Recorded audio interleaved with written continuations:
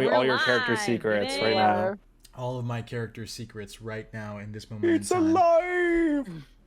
Hello, everyone. Hello.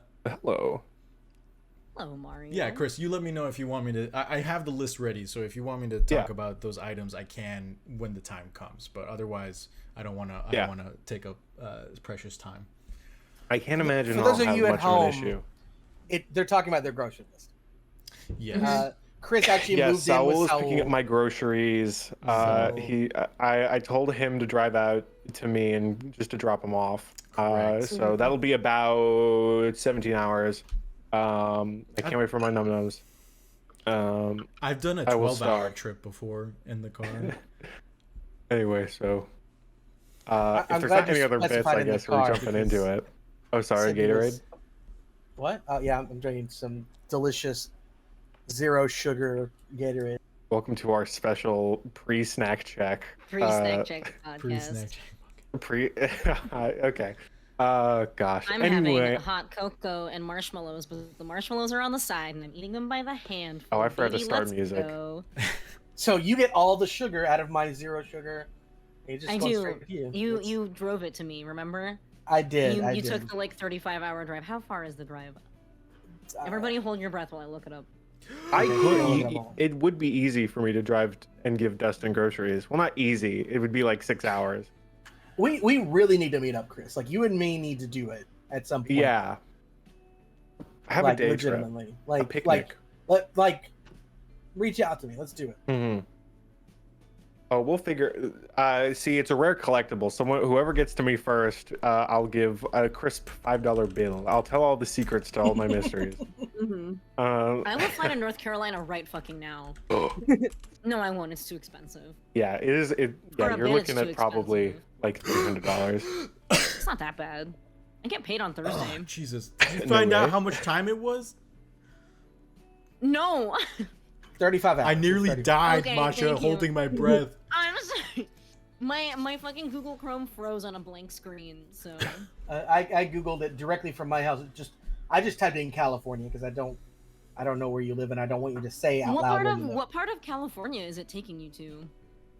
Good question. It is taking me to like almost right slap dab in the middle of it. Let's see. Where there's nothing. Anyway, just want to take this moment to shout out Eric because he's in chat, doing amazing. Eric, as always, just staring He at our can't faces. hear us, right? I don't know if he can hear us actually. Does it change anything? It doesn't I think- change anything in my mind. I think one of my just will- favorite things about Eric is that he likes to share what he's passionate about with other people. And I True. just think that's neat. Like, we had True. a Very long chat good. the other day about a book that we both read called Piranesi. And it's a rad book, and he's got a big brain, and I just love hearing the thoughts that come out of it. Hell Yes. The book or his brain? Both? Oh, okay. Book was Oh. great. Eric's brain is also great. Eric is also like, he is always like your staunchest supporter. You know, like he's always willing to go to bat for you. And I will always appreciate that about Eric. Absolutely.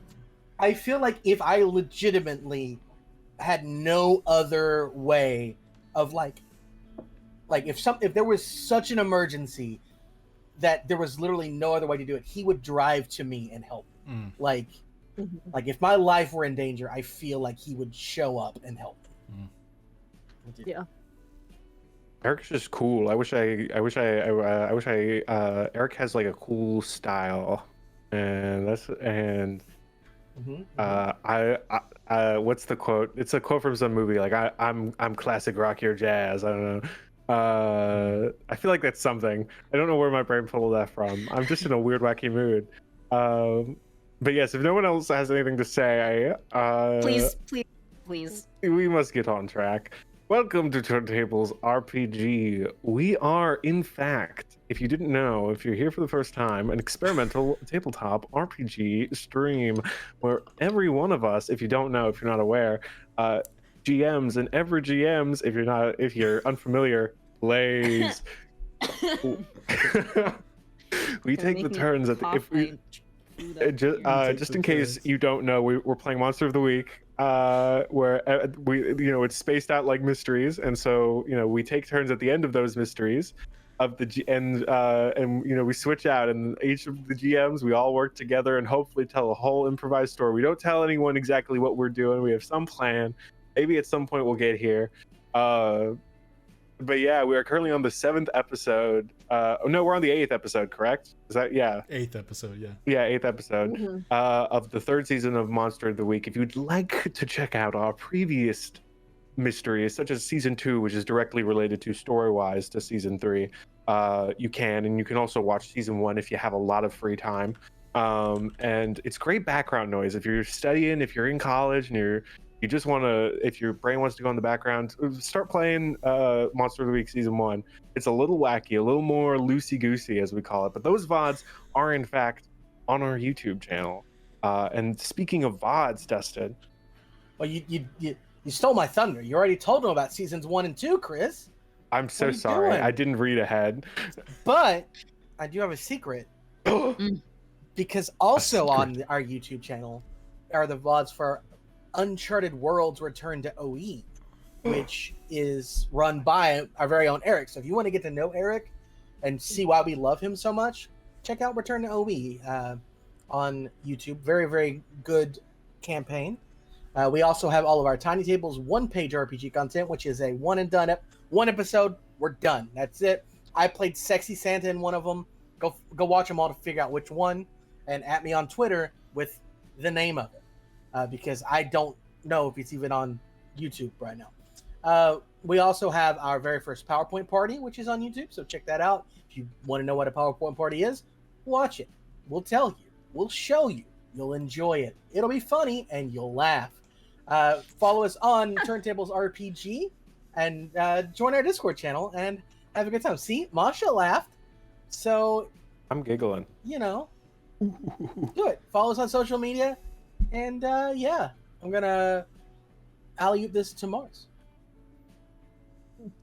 Things. I was so prepared, and then I was like, I'm so prepared, I'm gonna open the video call back up, and then you passed it over to me, and I forgot everything I was supposed to say.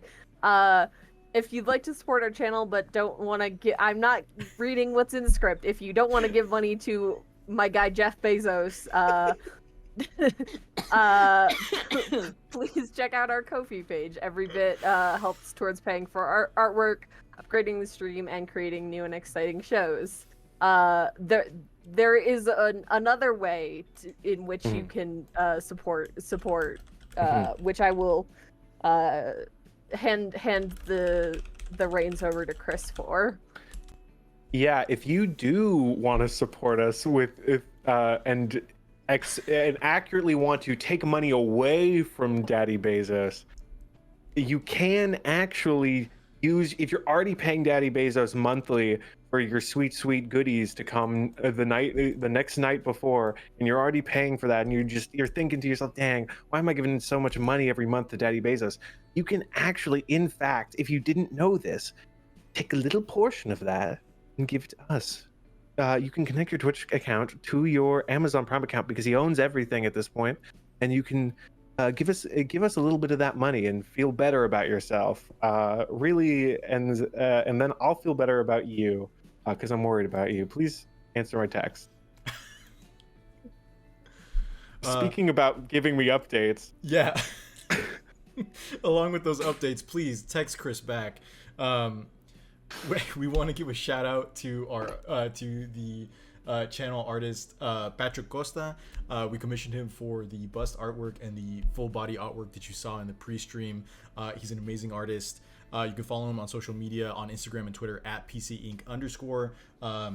He opens his commissions a lot.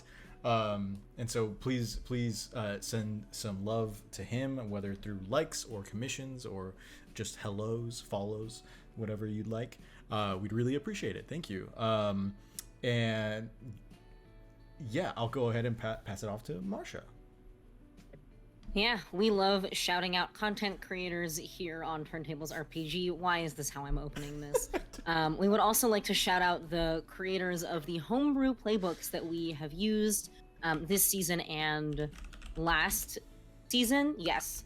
I am playing Fig using the Tracker playbook, which was made by my buddy Mike Keck, and Saul is no longer, but was using the Amnesiac by Jason Burns. You can find the respective links for both of these playbooks in chat.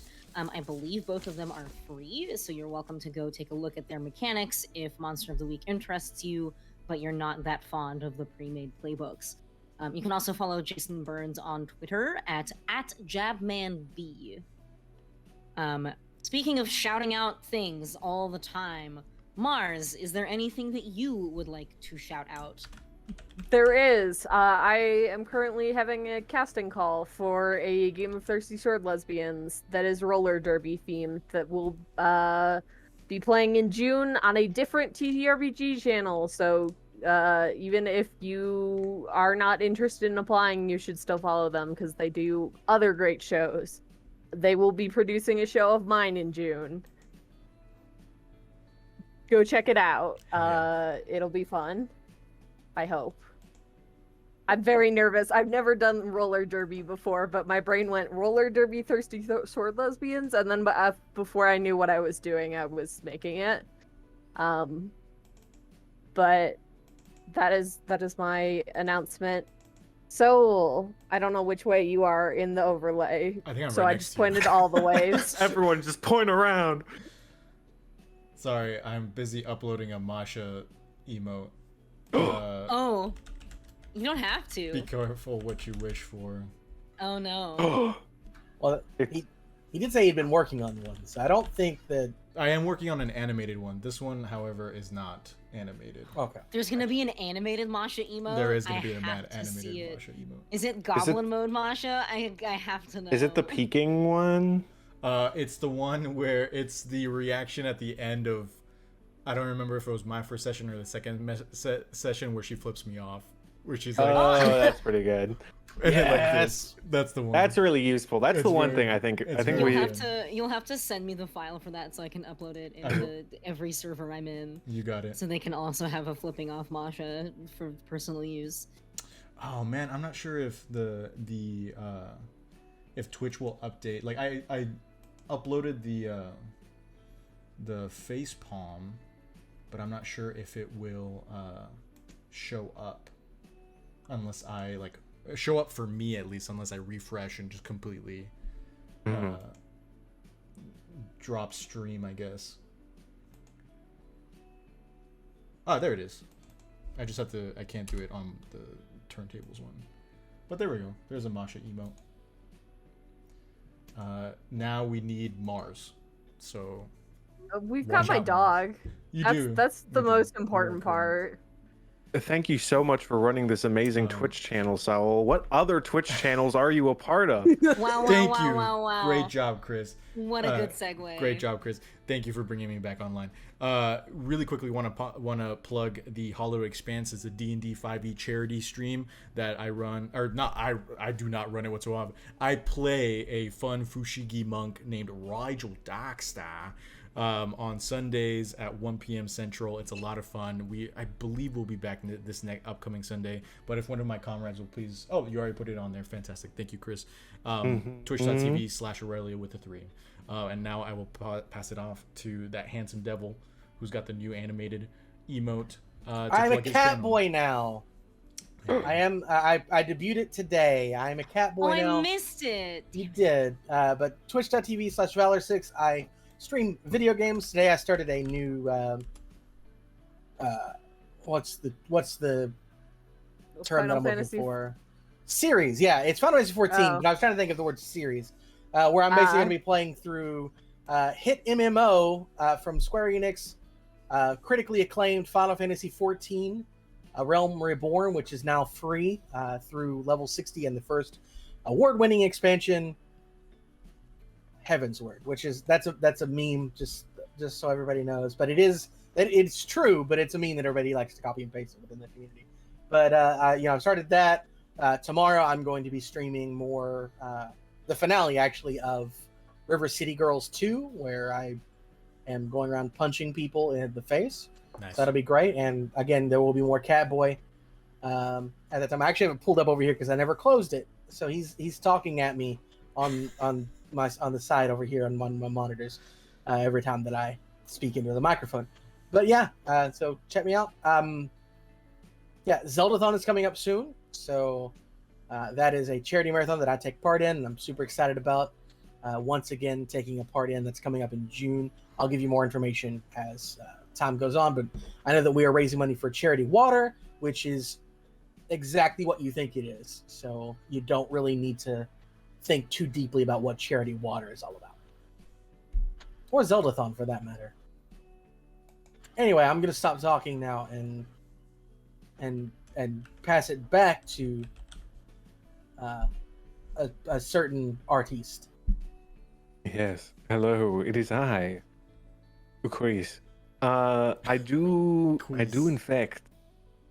It is me, Chris. I would like to tell you that I have a portfolio of great interest to you. It is mine portfolio, and it has all the good things, all the good items that you wish, and that you desire. You have drawings of characters and pictures of such things. And if you would like, you can also visit my TeePublic and my Redbubble if you want my shirts. If you don't want to commission me for anything, you could buy shirts from Redbubble. Redbubble gives me more money, but I like TeePublic is easier for me to use. But I just uploaded a bunch of new shirts, remakes of my famous TKO designs, not remakes, remasters. By remastered, I mean I put them in Illustrator and I turned them into vectors. So now I have an infinitely scalable version of I just morbed Joker. So get them while they're hot, because Warner Brothers is kind of on my ass about certain characters I have used. I also uploaded a design. If you follow me on Twitter, I did a funny little animation based off of our Hobbit feet pics. It's so fucking funny. It is And so It's funny. really good. Thank you. And so I uploaded a T-shirt based off of that little funny picture that I did of Frodo doing a little sensual pose. That originally got taken down because I included the word Hobbit in it, but I just turned Hobbit feet pics, because it said Hobbit feet pics on the shirt. I just translated it to Japanese, so now it says Hobbit feet pictures in Japanese. And Warner Brothers, This is. I don't think you should be saying that out loud on a recorded medium.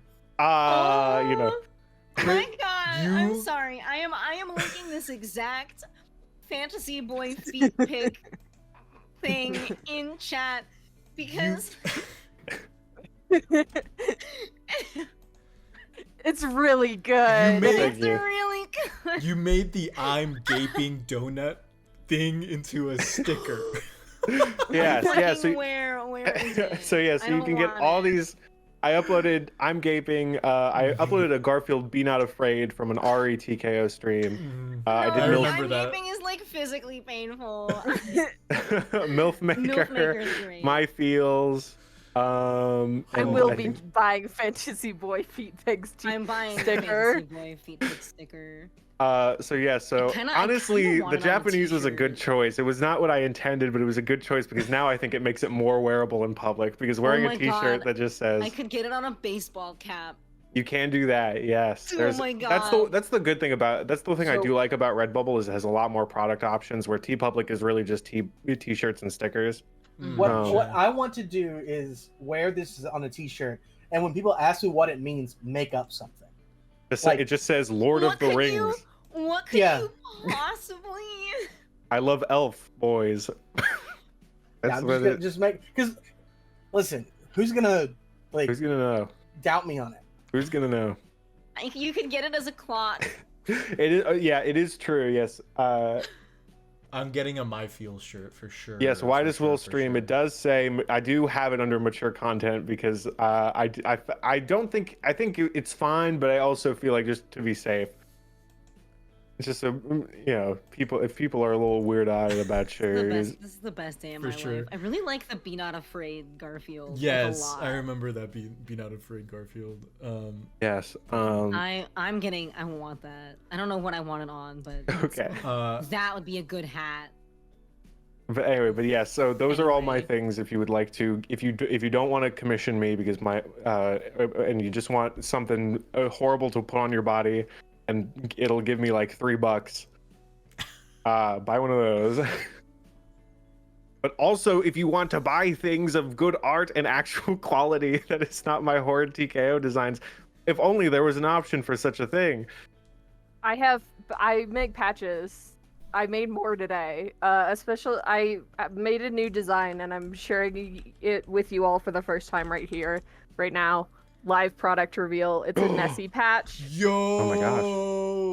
Wait, I'm not That's looking. I'm not fucking looking. dope. Show me. Turntables exclusive. Bring it down just a Damn little it! bit I more. put in my order already. Ah! So I guess I'll just have to buy I one. may have included one anyway. Ooh. I figured Wow, you would perks. want one, and Perks. I messed up one very slightly. Like, the design is a little faded, so I was like, I'll just... Anyway, yeah, I have patches and also prints, and you can buy them. If you want to know how Saul feels about Nessie, you should check out. Coming Well, soon. it's not. It right? doesn't Coming exist. soon. Coming soon. Yeah, Coming soon. yeah, I soon. will probably put it up at some point, like over the weekend, because it takes a weirdly long time. Also, I have to make more because right now this is my only one, and I learned today that taking 4 patches takes me an hour, so I have to spend more time in the makerspace. Buy the things so that I'm not spending time in the makerspace for no reason. For sure. Okay, cool, that's the end perfect. of We got announcements, through Cooper. that. Anyway, so I do, in fact, weirdly enough, if you could believe, if you've never been here before, I do actually have an intro. Very excited. And ooh, I'm very excited. I've been thinking about this for a while. Okay. It has been a while. Okay. We start several years ago underneath the ground of somewhere near Whitebridge underground. We hear the sounds of miners mining. Is that too loud? Anyway.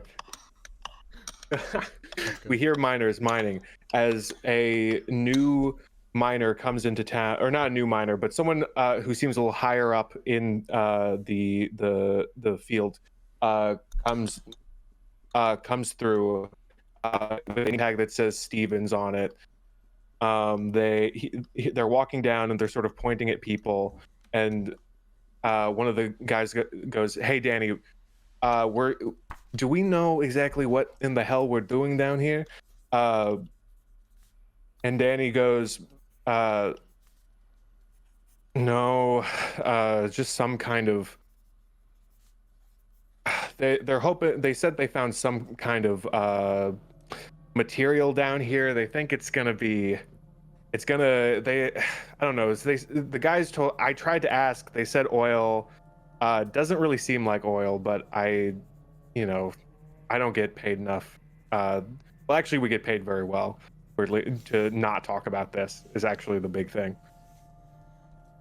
And as they're talking, the pickaxes continue on, and you hear a large rock break way and fall to the ground, and you hear a lot of chattering as a red glow emits from deep dark within this cave.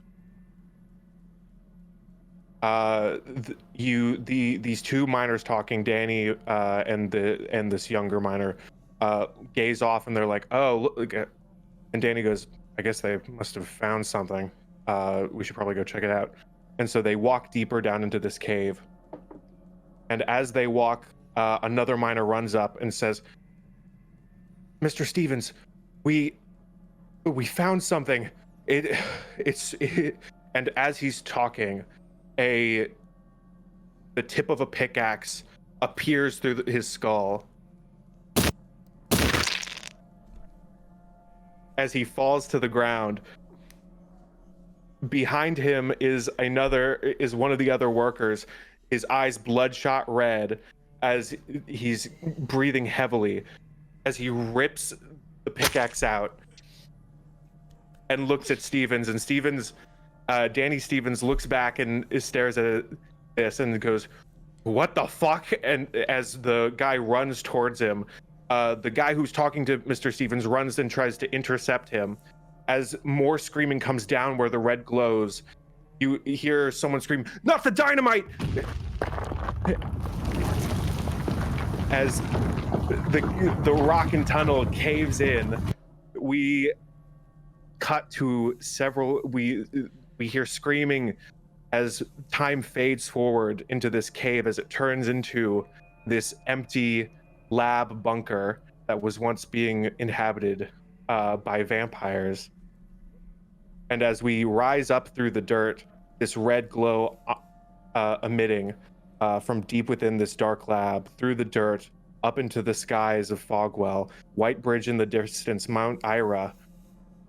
Ren, you're having this nightmare, these visions in your head as you gaze up to this small little town with a little sign you can see from far away up in the heights that says Rivendale Commune.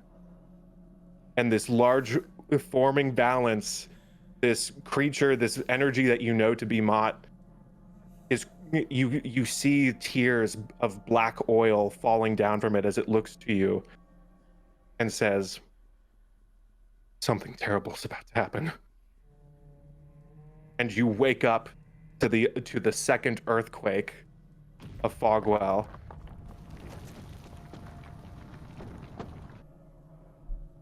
And with that, welcome to Monster of the Week.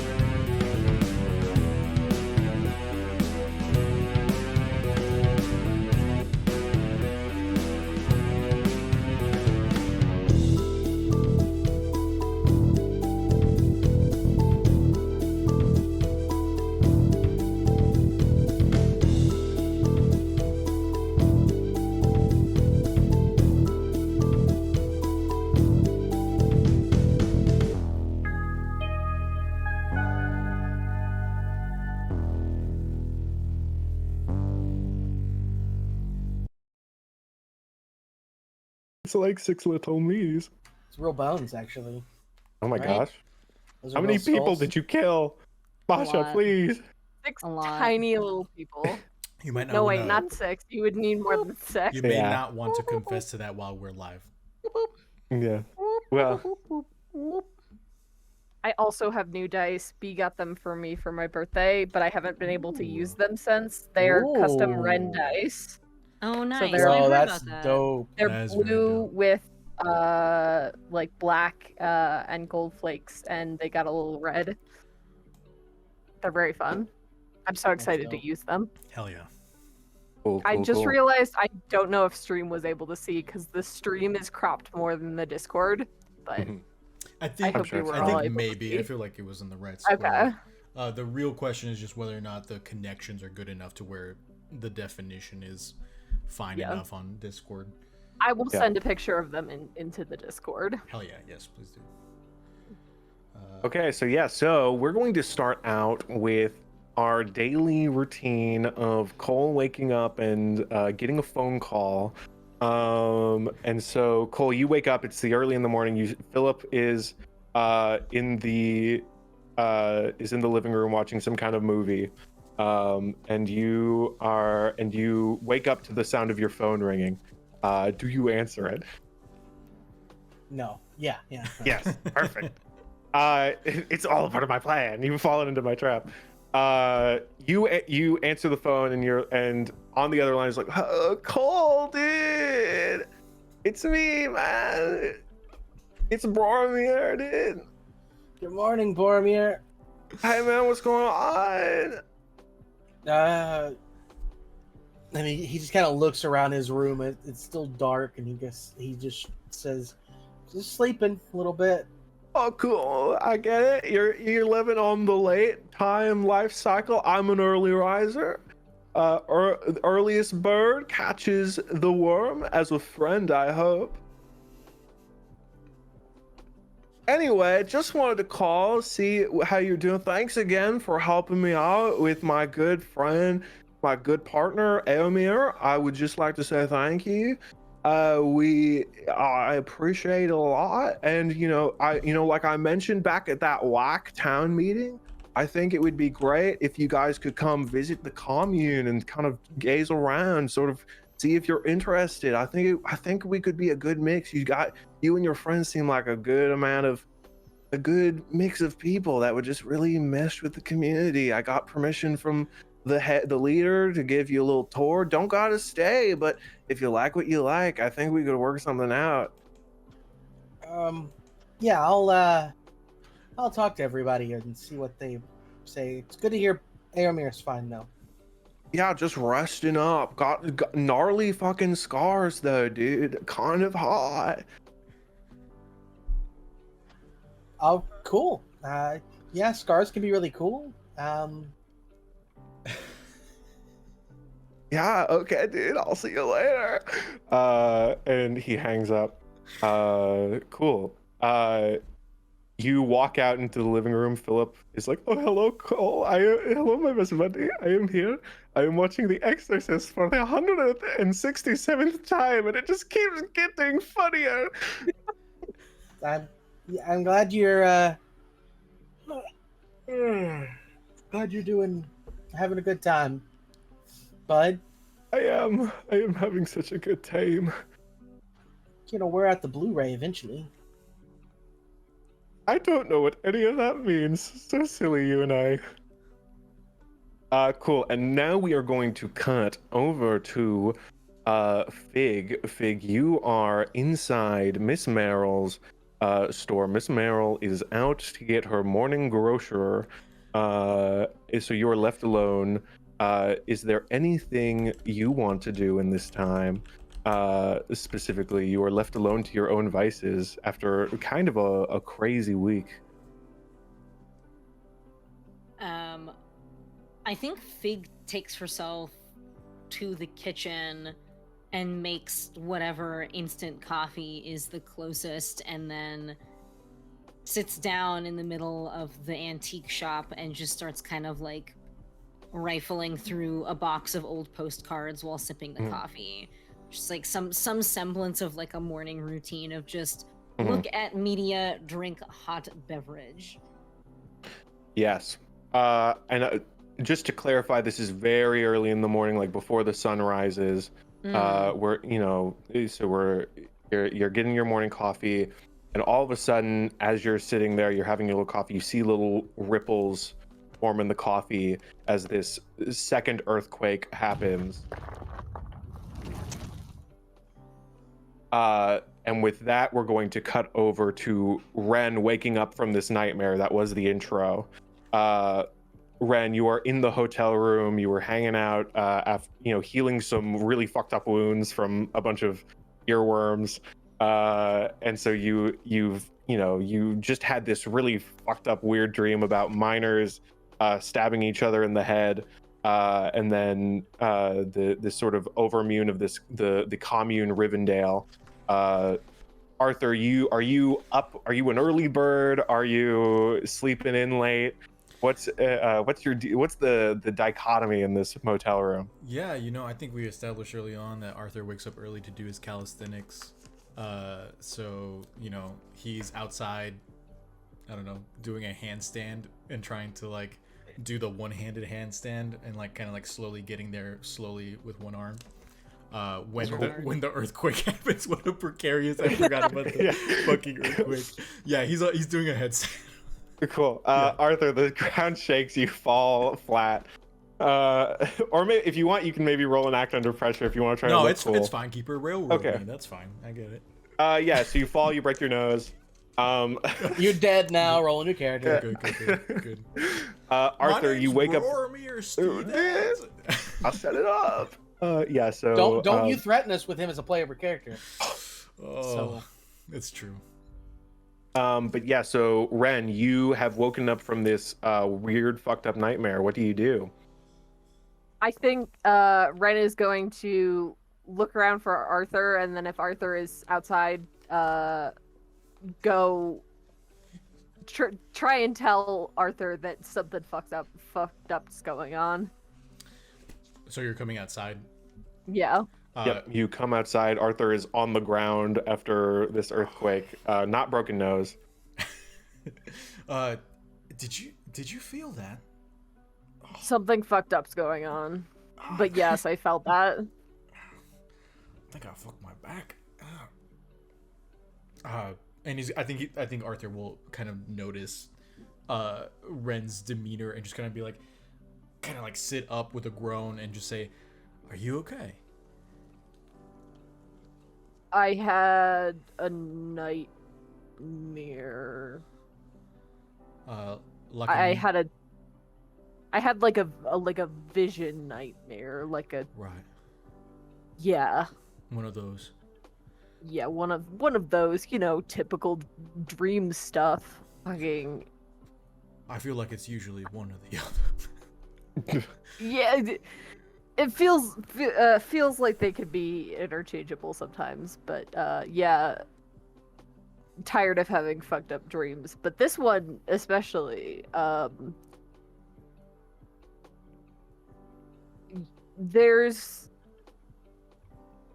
apparently like a commune somewhere outside of the town, and I think something's gonna happen to it. I had a weird dream, and Mott that was there and crying, and that's not normal. No, I don't think it is. Listen, let me get ready, and maybe we can walk over to the cafe and, I don't know, talk about it. Sounds like a good plan. I should also get ready, and Ren looks down, and they're in like a pair of old basketball shirts and a tank top or something. Nice. Cool. Yes. So we all, so Ren and Arthur, you're calling everyone to be like, we're having our weekly meet at the cafe. I would say that's up to Ren because they're the one who had the dream. But Arthur, for sure. Okay, Ren, do you feel like this dream was big enough where it's like we need to maybe talk about this? Yeah, I think Ren is getting that feeling that there's about to be some monster hunting, so they're like, Epic. maybe call the other. They're probably actually gonna wait until, like, if it's so early in the morning, they're probably gonna wait until like a reasonable hour. They're not gonna call it like 5 a.m. But okay. Yeah, you wait for the sun to rise. You call everyone up. I'm assuming we'll just jump to the cafe where everyone's at to talk about the deets. Unless anyone's like, no, I don't want to go to the cafe. I want to talk to Miss Merrill. Yeah. Guys, I gave you the I put Miss Merrill in my last mystery. No one talked to her. I won't give it to you. I won't give it to you anymore. Anyway, so we end up at the cafe. Cool. Who wants to? You're all at the table. Philip's there. You all get your usuals. Who talks first? Who says the first thing? I think Ren is going to, because Ren kind of called everyone, is going to be like, I had a fucked up dream, and I think it's a vision of something. I don't know what exactly, but Cole, I guess you might know about there were miners in the town, and they came upon the rage veins, the rage ore, whatever, and there was a, and Ren, like, I'm not gonna re-describe. I just realized I was re-describing the dream, but Ren describes their dream and kind of finishes up with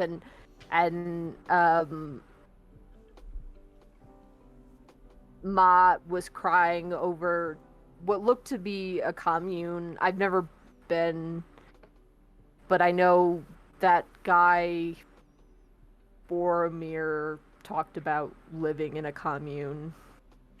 Yeah, he actually called me this morning and said that he wanted to invite all of us to the commune to visit. Wow, that's a coincidence. Don't Or like that it's a coincidence. so real quick, Chris, the mining incident, is this you Something said it you're something you're aware of, or yeah, you said it you'd mentioned where a vampire used to be. Is this the secret hideout thing from your last mystery? Is that yes. So yeah, you've never heard of miners or an explosion or a bunch of deaths. You've heard of miners going missing a few years back, but no like real explanation. Like you may have heard something about miners going missing, but no details along that. But yes, this is the same lab bunker hideout from my last mystery.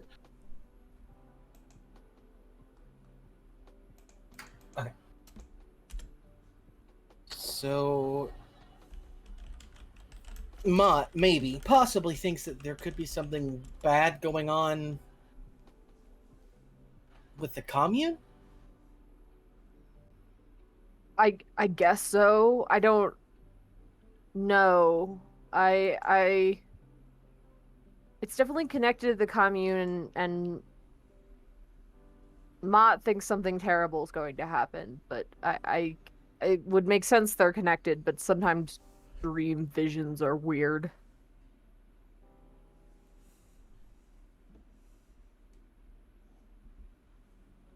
I say it's not a bad idea to go check it out anyway, though. I mean, we were invited. Why were we invited? Because we helped Amir? All right. Just because of that? I mean, it's very kind. It just I guess he thinks that our auras are like totally cool, dude, or something. Rat. Cole, you're gonna have to translate everything that man says into proper English for me. I hope you understand that. I saw this news article on the cable news about they're called pyramid schemes. Is this like that? I don't think so. He's not asking us to buy into anything. He's just wanting us to come check out the commune. Yet. Honestly, I would be more afraid it was a cult than anything, but Please don't let it be a fucking cult. it's probably not a cult. Yeah, who knows? Maybe this is just a great old. Maybe this is a whole vacation episode for us. We just go to the commune, get real high. And have a good time, don't you think? I feel like it could be. Could really use some relaxation, you know? I think I'm gonna say Arthur's still pretty busted up from having a giant wolfhound crunch his collarbone and upper torso. It'll help with your back pain. I think Fig ended up completely okay, so Yep. You are the sniper. Mm-hmm. it's true. With my bolt action rifle, yeah. yeah, I guess Arthur's just gonna kind of. So we're going to the commune, but we just have to keep our eyes peeled for anything that is out of the ordinary because of Ren's vision. Yeah, but what does the commune have to do with miners in a mine? I mean, do we have a map of the town? Is it where the mine used to be, or is? The mine doesn't exist anymore, does it? I think it collapsed. I think I think it like was part of it was turned into the weird vampire lab, but I think it mostly collapsed. Is it something that has already happened or something that could happen?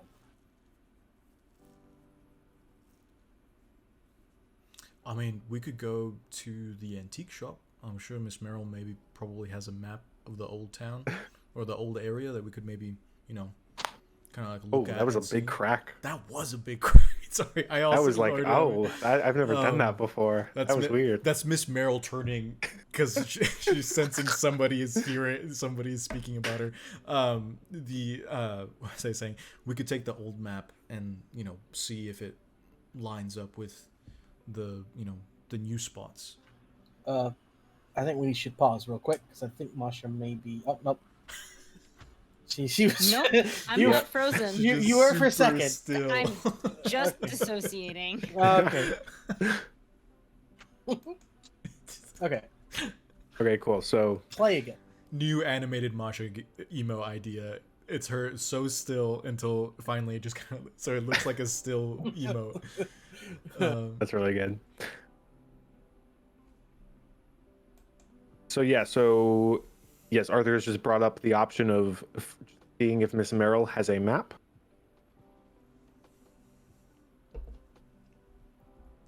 Yeah, I mean, there could just be one at her shop, so I don't think we're welcome at Town Hall. Town Hall is still being rebuilt. Probably. Yeah. From us Well, burning If there it was a down. map, you could also go to the library. There's a lot of options for finding a map. Oh, I let's go to imagine. the fucking library. You could do anything you want. The world's your oyster. It's an open Anything? world mystery. Go All right, anywhere. I got an idea. Then Whoa. we should get a train. Oh. Oh my god, not again. I mean, I'm thinking the that train if was we fun. want, Sorry. if It we was. want to take a look at a map of the town, there would probably be one at the library. At least we could find out more about the mine collapse there. I'm sure they have newspaper clippings from when it happened. Yeah. Miss To be Merrill's fair, at we the actually- antique show. That's true. But we don't even know where the You go to the commune library. is, Miss Merrill's right? at the library. Boromir didn't tell us where to go. He's gonna have to take us there. I remember that detail from last time we spoke to him, that the location of the commune's a bit of a secret. Yeah. Do we want to accept that offer or what's up? Because I can shoot him a text right now. I feel like we should go to the library first, but definitely take him up on that opportunity. We are interested, especially Ren. Okay. Okay, cool. You get an instant response of thumbs up emoji, sunglasses emoji, smoke emoji, the peace sign emoji. 420. Oh, we're so Perfect. close. We're so close. It's 4/18. It's Oh, April you're 18th, right. not April 20. Damn. Yeah. Anyway, this was the closest I could get. Okay, cool. So we're heading to the library. Smash cut to the library. You see the hot librarian, who I don't remember what we named him. He goes, "Hello, I'm the librarian," and he goes off into the corner to librarian. He just stands at the corner and just stares at the corner for now. Hello, I'm the Yes, it is. librarian. Hello, I'm the librarian.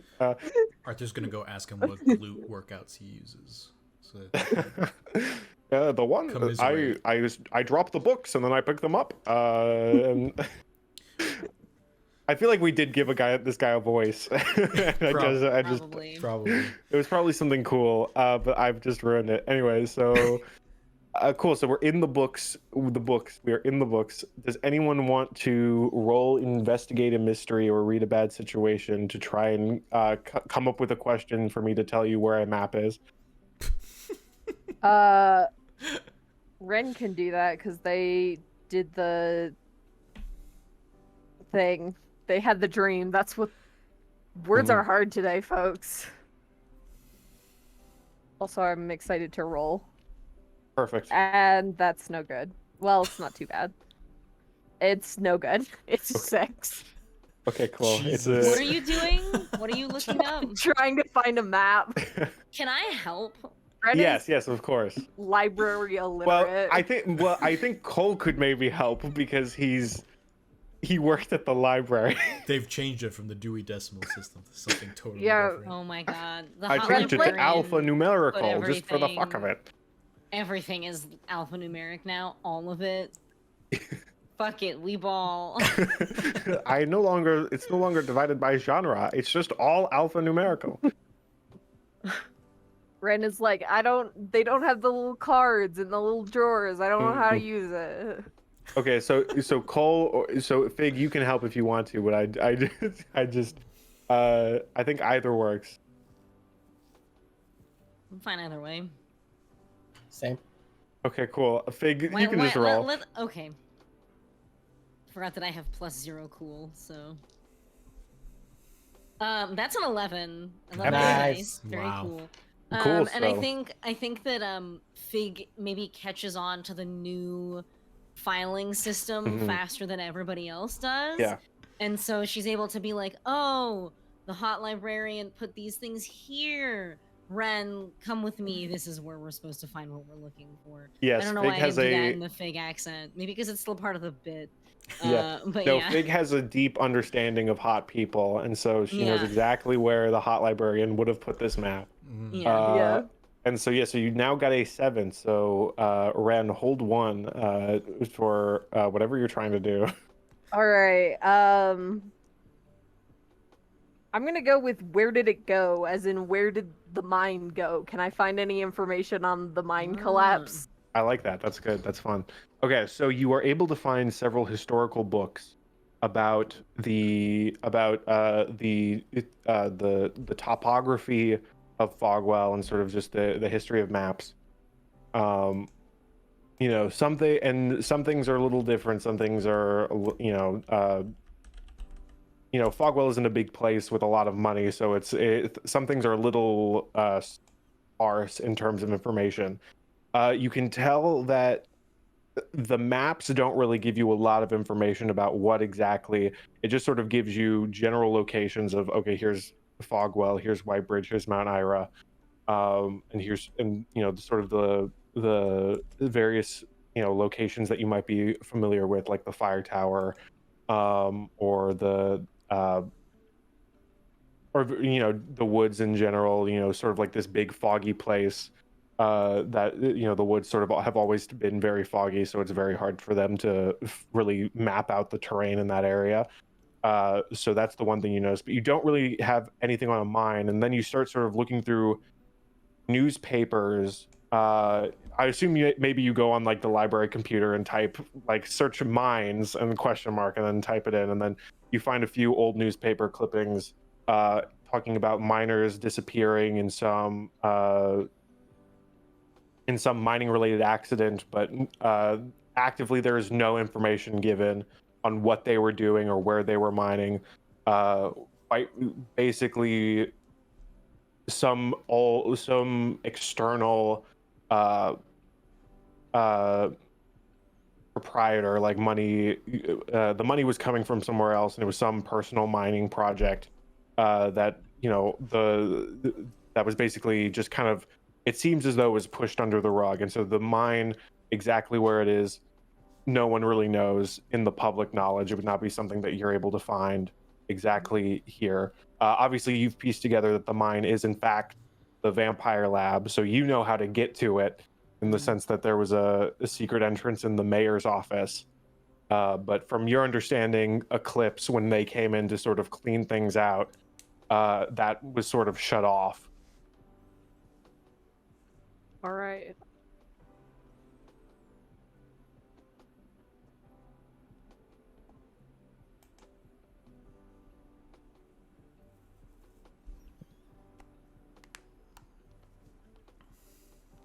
Question for the keeper.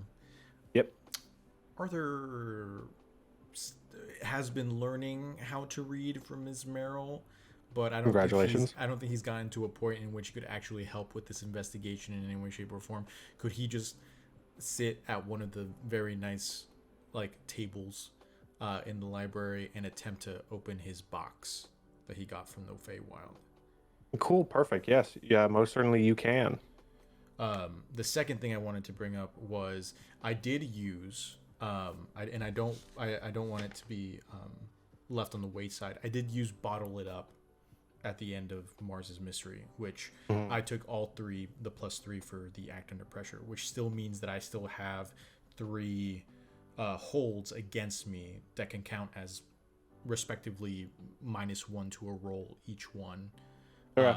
So I just wanted to make sure that. And I can either load all 3 of them on one roll, or it has to be sparsed out. I believe you can do either. The professional. I'm just deciding how much I'm gonna screw you over. Yeah, no, I got you. It says that hold can be spent later 1 for 1 to give you -1 on any move except Act Under Pressure. So it can't be a -3. It's just a minus, okay. But it can be a -1 to 3 different rolls. I gotcha. And to anything other than Act Under Pressure. Yes. And so for those who don't know, I'm now playing the Exile playbook, and one of the level ups allows me to receive a cache of objects left for me by my comrades in the past.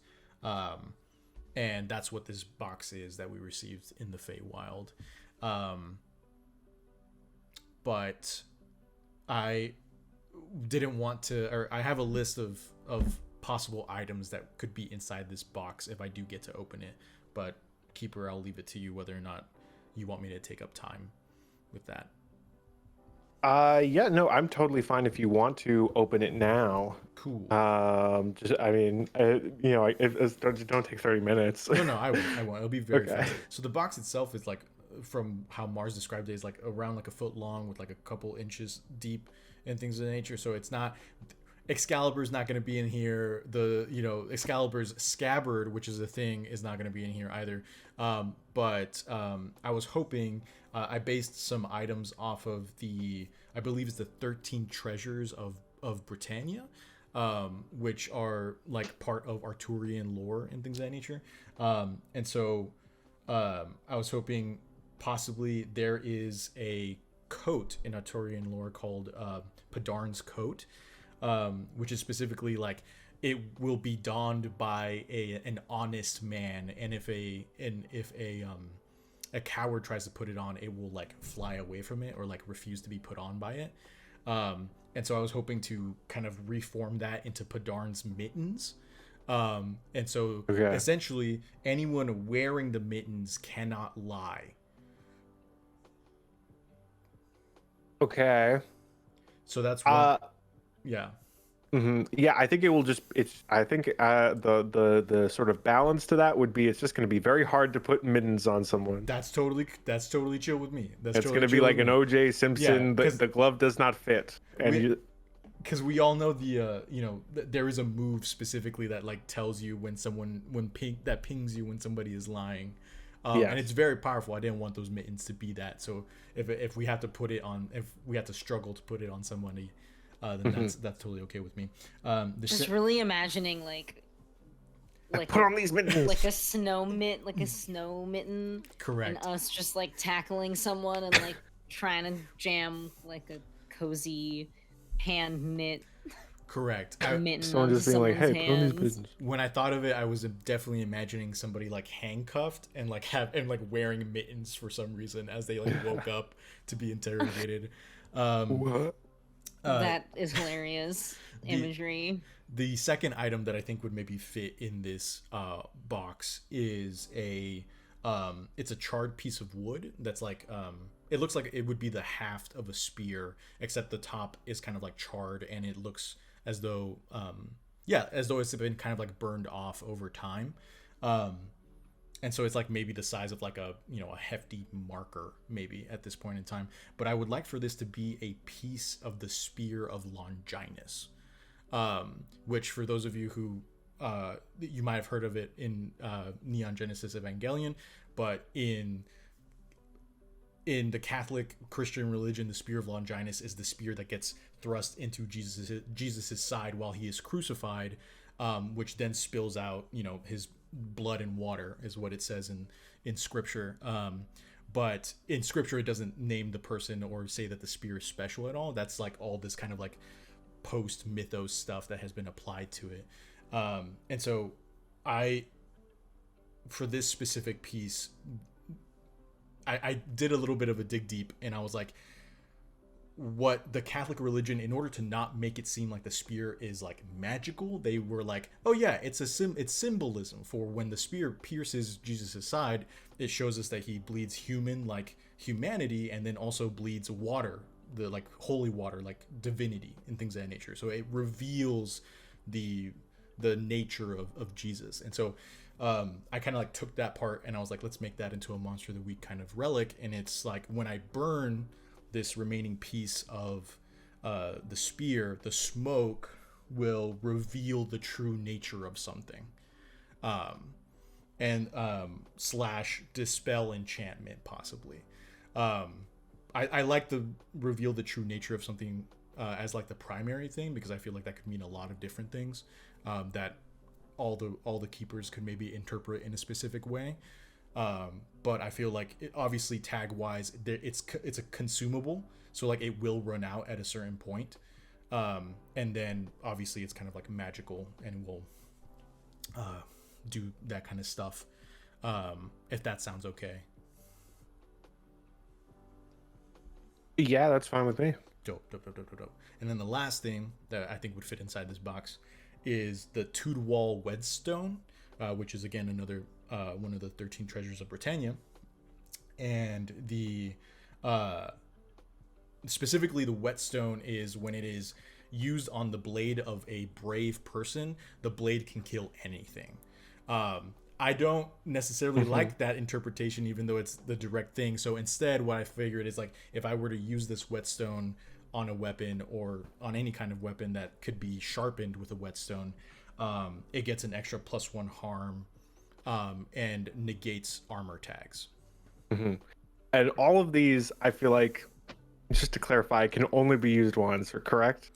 That's up to you. I feel like I'm not sure how the mittens could only be used once, because they could just be taken off. Sure. But like, these are items that were left from the past. I tried my best to not make them like very OP per se, or at least somewhat like their power somewhat vague for the sake of this in general.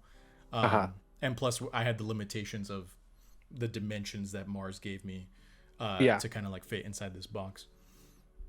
Yeah, I think the grinding stone's good. I think I think the everything but the mittens I think will probably be best.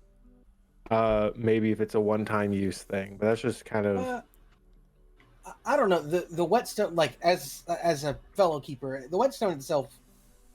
You said it was just a +1, right? +1 to harm, and then it like, and again, it's negotiable because these are just kind of like what I threw down this afternoon on my lunch break as I was kind of like looking through stuff. It would be it would give that extra +1 harm to the weapon, and then negate any kind of like armor tags that, like, so for example, if a creature's like only magical weapons can hurt me, or like only silver weapons can hurt me, it's like using this whetstone would bypass that kind of those kinds of protections.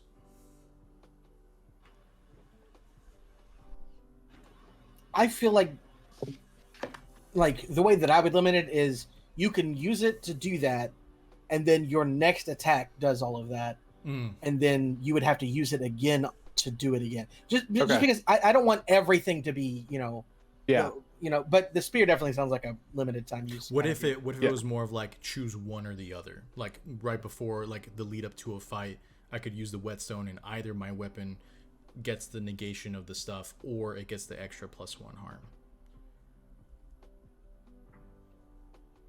So like rather than have both, just choose one or the other. That would make sense to me, but I have already been keeper, so. How does this sound? You choose one or the other, but you can use it up to give your sword both for one fight. So at any time you could give up the thing forever in order to really hurt something that you will need to hurt. I dig it. Does anybody say no? That sounds too bad or too good or whatever? Like, be honest. Okay, cool. So Arthur, you have your little box of trinkets and things of magical weapons and items that maybe I'll grow to regret later. One last thing, I apologize for it, because this was something that I brought up last time that I've always meant to be. When I was an amnesiac, I was supposed to have a trinket, which was supposed to be like a broken sword hilt. But I never brought it into the story, so I figured maybe we could use the box to bring it in as well. And it's just meant to be. It does have a property. I just haven't like set that up. But it's not. Okay. It's not going to help me actively within a mystery. Correct. It's just meant to be a trinket that I'm supposed to have on me. Okay. Cool. Yes. Oh yes. So yes, you have your trinkets and your little doodads. I'll shut up now. Thank you. You can keep them all in your little pockets and throw them out like pocket sand. Cool. So yeah, so just to recap, Mars, you have figured out there was sort of a cover-up in regards to, like, the general public doesn't know anything about what these miners were actually doing. The mine is the vampire lab. Arthur has his trinkets. The hot librarian is doing librarian things. Cool. What else? Any other questions? Anything else we want to do, or do we want to come back together, sort of commune with the information we all have? Yeah, since I'm helping Ren, there's not much else I'd be doing. So.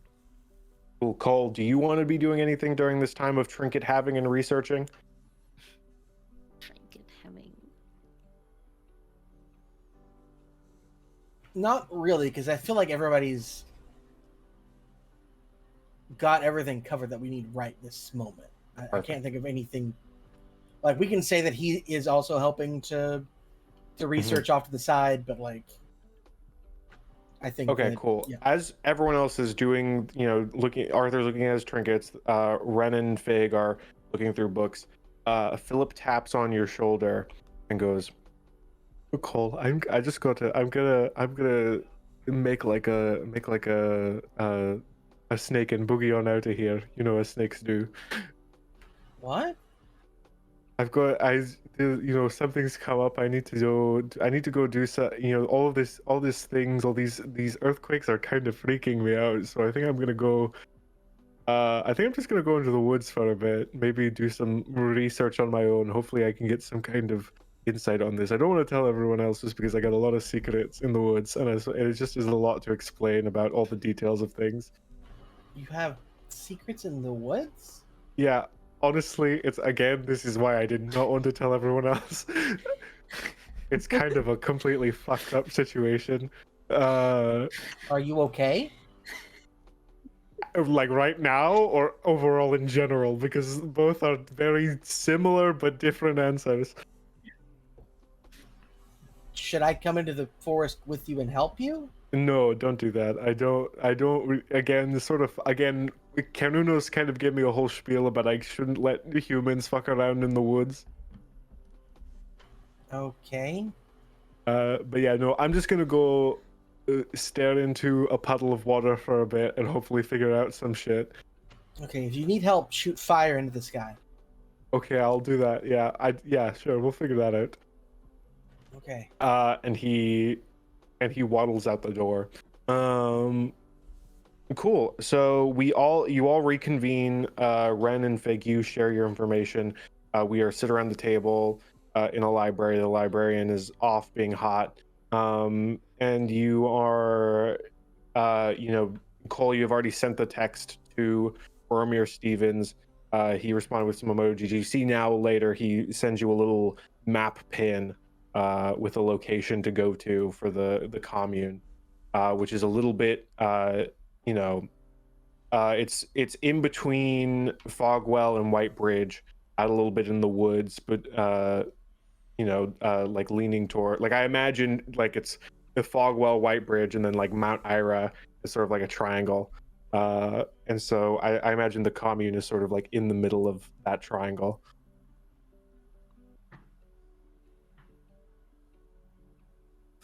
But yes, so does anyone want to act on any of this?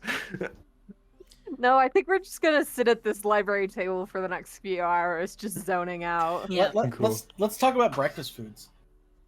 love breakfast Good foods. eggs. That was a good time back in season 1. Oh, that was my mystery, wasn't it? No, it was Um, Dustin's. Was it? I think there was breakfast food conversation in There mine. was a lot. Yeah, there was with yours one. too. Yeah. Okay. Yeah, I was going to say it was multiple. It was not just mine. It's almost like there's a common theme with our game where We it's like to just, talk about oops, food, weirdly enough. talking about food. Food, You gotta eat Yu-Gi-Oh, 3 times a and day to survive.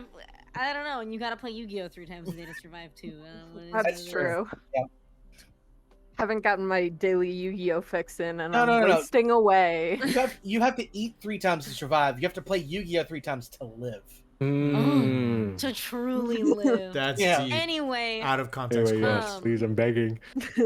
well, Cole, is Boromir gonna come get us at some point or something? If we want to get out there, I mean, daylight's just happening. We might as well go now, right? Well- I don't need anything else. I got my weapon.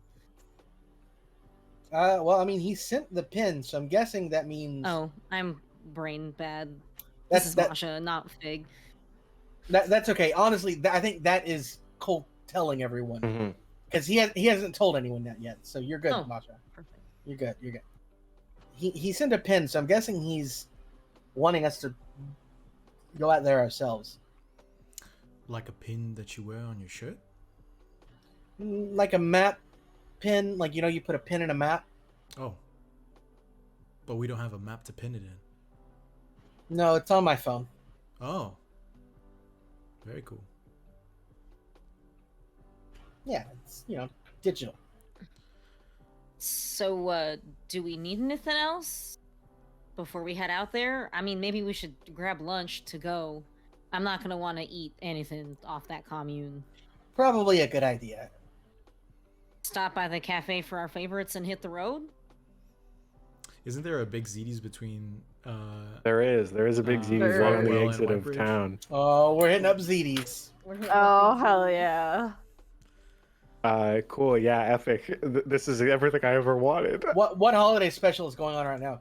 It's the 420 holiday special. Oh my god! It's What the is spe- the Big ZD's 420 holiday special? It's the special garnish on the what they call the garlic burger. Jesus. Is it just weed butter? Is Yeah, just it's just garlic weed butter. It's dripping in it. You get a side and cup and of they weed stick butter. a little joint in the top and light it like a candle. Oh, Is it a joint of actual weed? You have to order it. I feel like they can't do that in certain states. I don't. Yeah, I know we mentioned it. I think Boromir asks in Saul's mystery, when are we going to legalize weed? So I don't know. I don't know the laws of Washington. I think that's where we it are. is Correct. illegal to use in public In Washington. in Washington. Okay, so I cool. guess it depends on if Big ZD's is considered private property. I think have they a wink, special wink, nudge, room nudge. where it's black lit and there's like Jesus velvet art Christ. on the walls, and you have to eat your Big ZD's special It's a secret 420 menu. burger. You In want to get there. high in a blacklit room? Like I feel like Epic. that's like that is. It's not about want, Saul. It's about I didn't want necessity. to swallow every turkey bone when eating the savory gravery, but I did it for you. For me, it was For for you. It was for, For Chuck. you. It's me. It's me. I'm the problem. It's me. I'm the Cool. problem, it's me. So yes, you go get big ziti's. You all get a delicious, helpful Bartleby. meal. Bartleby promises, based on living and working in Seattle for 4 years, I can say that use in public is secret, nor is it hidden. Right, but I Cool. imagine a business can't just be like, come eat our weed burger, have this joint. It's a secret item. It's a secret menu item. You have to say the right Yeah. words in the right Right, order, right. and they have to add, Yes. and you have Can to I have legally the tell them weed if you're a burger? cop. The words are, I am not a cop, can I please have a weed burger? Right away, sir. Works Cool. So every time. you stop at the big ziti's. That's a How little did bit Sydney outside know of we were going to be Fogwell. talking so much about weed today? I don't. Well, get ready when we It's get in to the the poster. commune. Oh, fair. Okay. Cool. So yes, so you get your big ziti's. Unless anyone wants a specific meal item, I'm just gonna assume we're just gonna Pancake. keep on moving. Just go fast. We just keep driving. You I want Arthur you wants drive to out. try the possum milk. Yes, you get the possum milk. It's Little it's man nice. wants a possum milk too. It's nice. It's earthy. You. It leaves your mouth drier than when you began. You you drive at.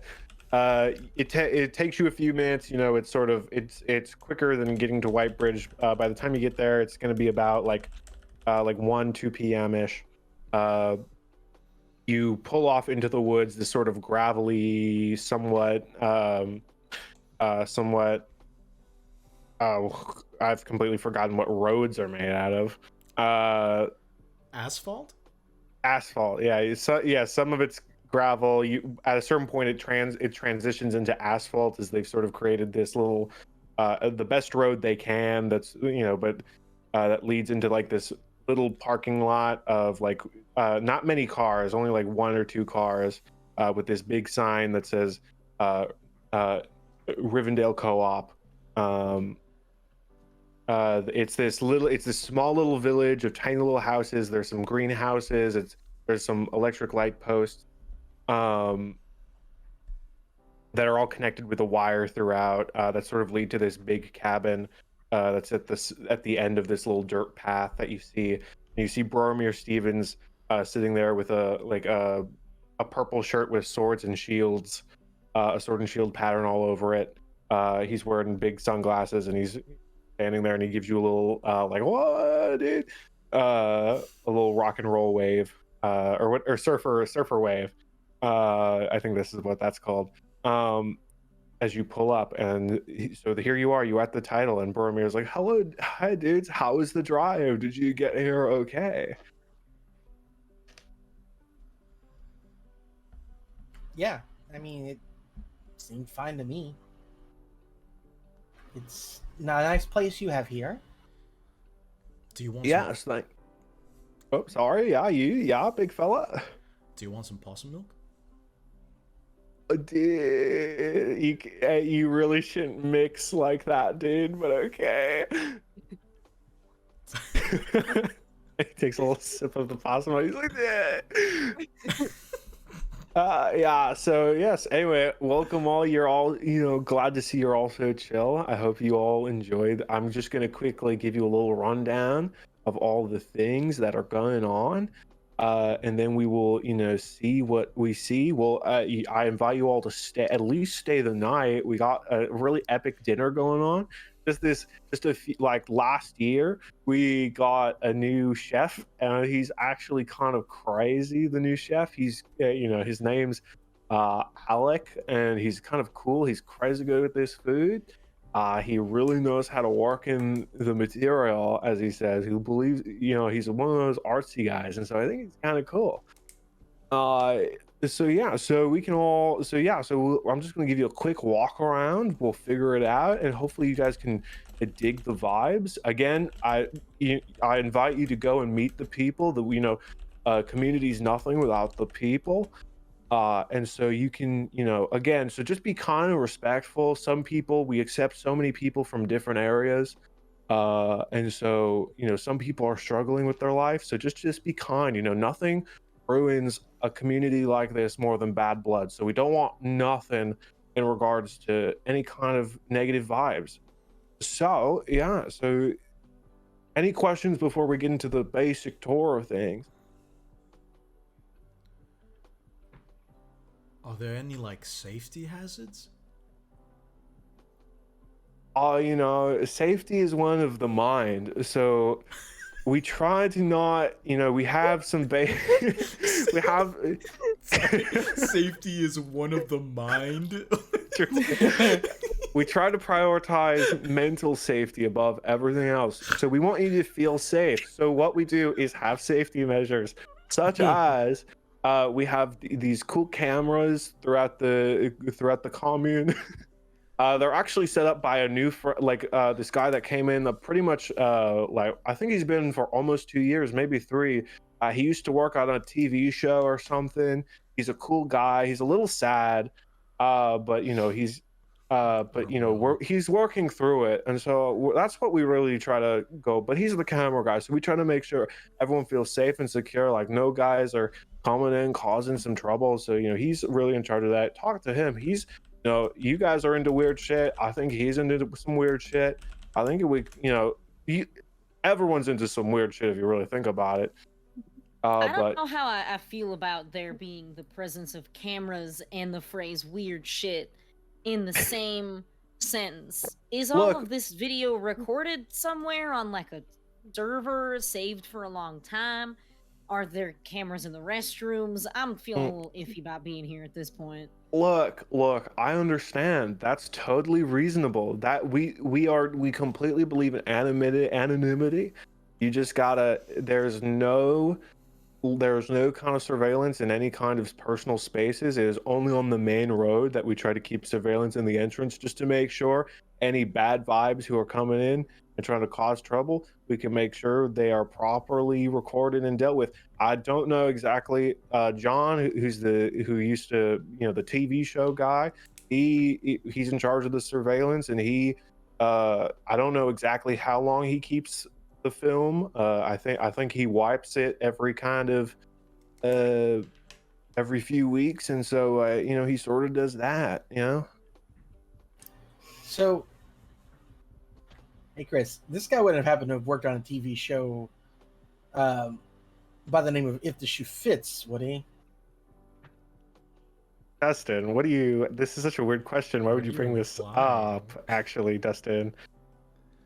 I think you would have to talk to him and meet him to figure out what exact show he was on. I don't know. Well, counter argument, Cole would know certain things because of what he does now. Yes, well, you didn't hear a last name, so there's fair. a few. Okay, that's fair. There are a few Johns in the supernatural TV show world. The industry, true. Statistically. So yeah, so it could be a few people if you really think about it. Also, when is Cole winning a Webby? That's actually happening this episode. Listen, if he doesn't buy my episode, that's where he's gonna be. Oh, cool. Yeah, epic. Okay, so just again, safety measures. We have a sprinkler system in the greenhouses. It's basic surveillance. We try not to keep any kind of guns or anything. We're very anti-gun. You just have to, believe if violence will cause violence, or weapons of violence will enact violence in themselves. So the only kind of weapons we have here are those of the tools of the nature. Axes, hoes and things of that. We try to keep things down to earth. But yeah, basic farming tools are the only. We try to keep things safe here. I just for complete, my dad does in fact. He stays here too. He has in fact a gun, but that's locked in a safe. Am I allowed to keep my sword with me? Oh yeah, we want you to feel completely safe in your place. Dope.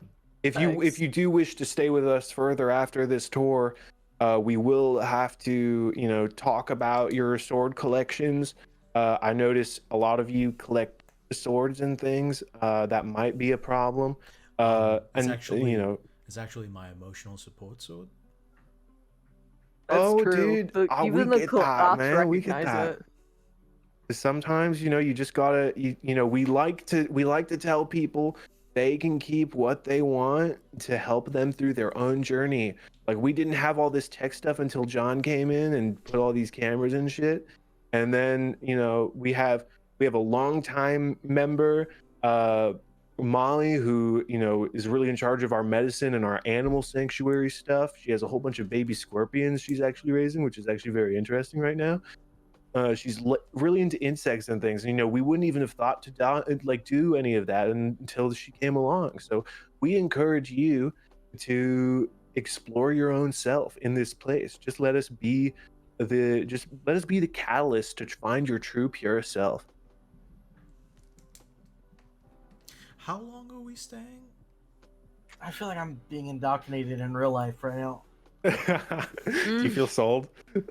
No, I don't, but I feel like it's being sold to me, and I'm just like, because I've absolutely talked to people who talk like this. Anyway, And if you bring in you are three your other own members- boss here. Anyway, Listen, so you can stay as long as you want. Again, I really think it would be great for you guys to join us for dinner. Again, Alec, new chef, he's crazy good. I also recommend we have some all newer members here. Some people are just passing through. Again, we don't have, you can leave when you want. When you feel like your journey is taking you somewhere else, you go in that direction, man. Do you keep track of the people that come and go? Dude, I mean, my dad kind of keeps all the bookkeeping and things. Obviously, if we don't see you in a few weeks, we'll assume you've left us. But we try to keep a lot of the memories in our hearts. Right. What's your dad's name? Oh, my dad's name is Daniel. He used to be called Danny. Daniel. Damn, Daniel. Back at it with the white. And I man. think Wait. at the mention of the name Danny Stevens, because that was the name of the guy in the dream, right? Yes. I think Sure was. Ren is going to, if now is a good time, roll their 2 beginning of mystery moves, Oh. because I Oh. was a fool and forgot I had one and then chose another one. Yes. Destiny's Plaything and Boss from Beyond. Okay. So Destiny's Plaything, at the beginning of each mystery, roll plus weird, see what is revealed about your immediate future. Ooh, okay. And then Boss from Beyond, at the beginning of each mystery, roll plus weird. On a 10, your superiors ask you to do something simple. On a 7 to 9, complicated or difficult. And then I get to invest in it. Ask and investigate a mystery question. Okay. Cool. And I know in the past we've talked about this before, have we combined these into one roll? Is that what we're saying? I think we normally combine them, but I can roll twice if you want.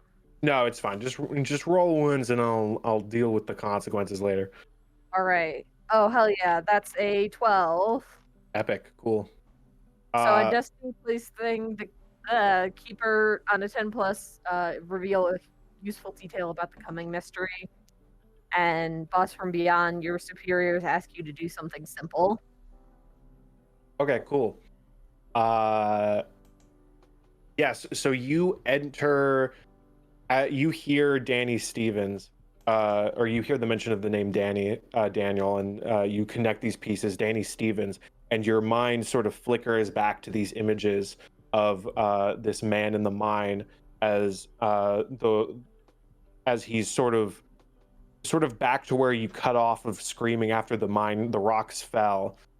He's struggling his way through as the rocks have collapsed half of this tunnel, as he sort of stumbles back and runs back through and escapes this place. and you get flashes of images back to this commune, this sort of red light and this fog scouring through, and screams and echoes from the mine, explosions, attack, anger, thing, just this overall feeling of the smell of blood fills your nostrils as you get all these images of violence and just absolute like terror filling this space. And you see again this like morphing image of Mott, like crying as it's staring down at the commune, and it just utters the words, "Save as many as you can." Boy. Yikes! Big yikes! Ren is going to ask, what happened here? And they're just gonna look up at Mott and I think just ask what happened. Mott looks down at you and sort of like shakes in its form as you ask this question. It says simply, "We're so close to where it happened before. Though it may not have happened here, it's what will happen is the problem. Nothing has happened yet in this place, but what is to come, I worry, will be a repeat of what has already happened."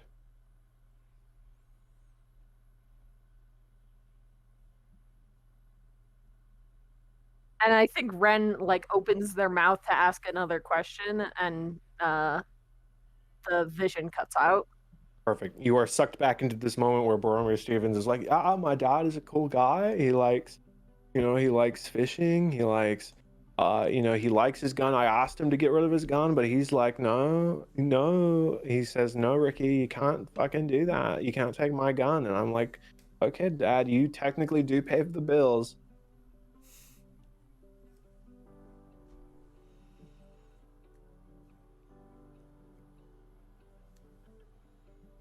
So any other questions before we get started on this tour? How long does the tour take?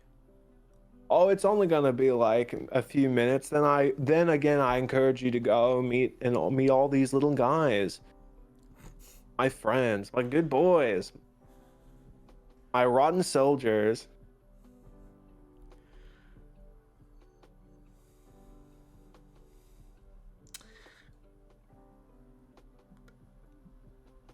I cannot Tour out of character. away. Yeah, I cannot think of a reason of why we wouldn't go on this tour.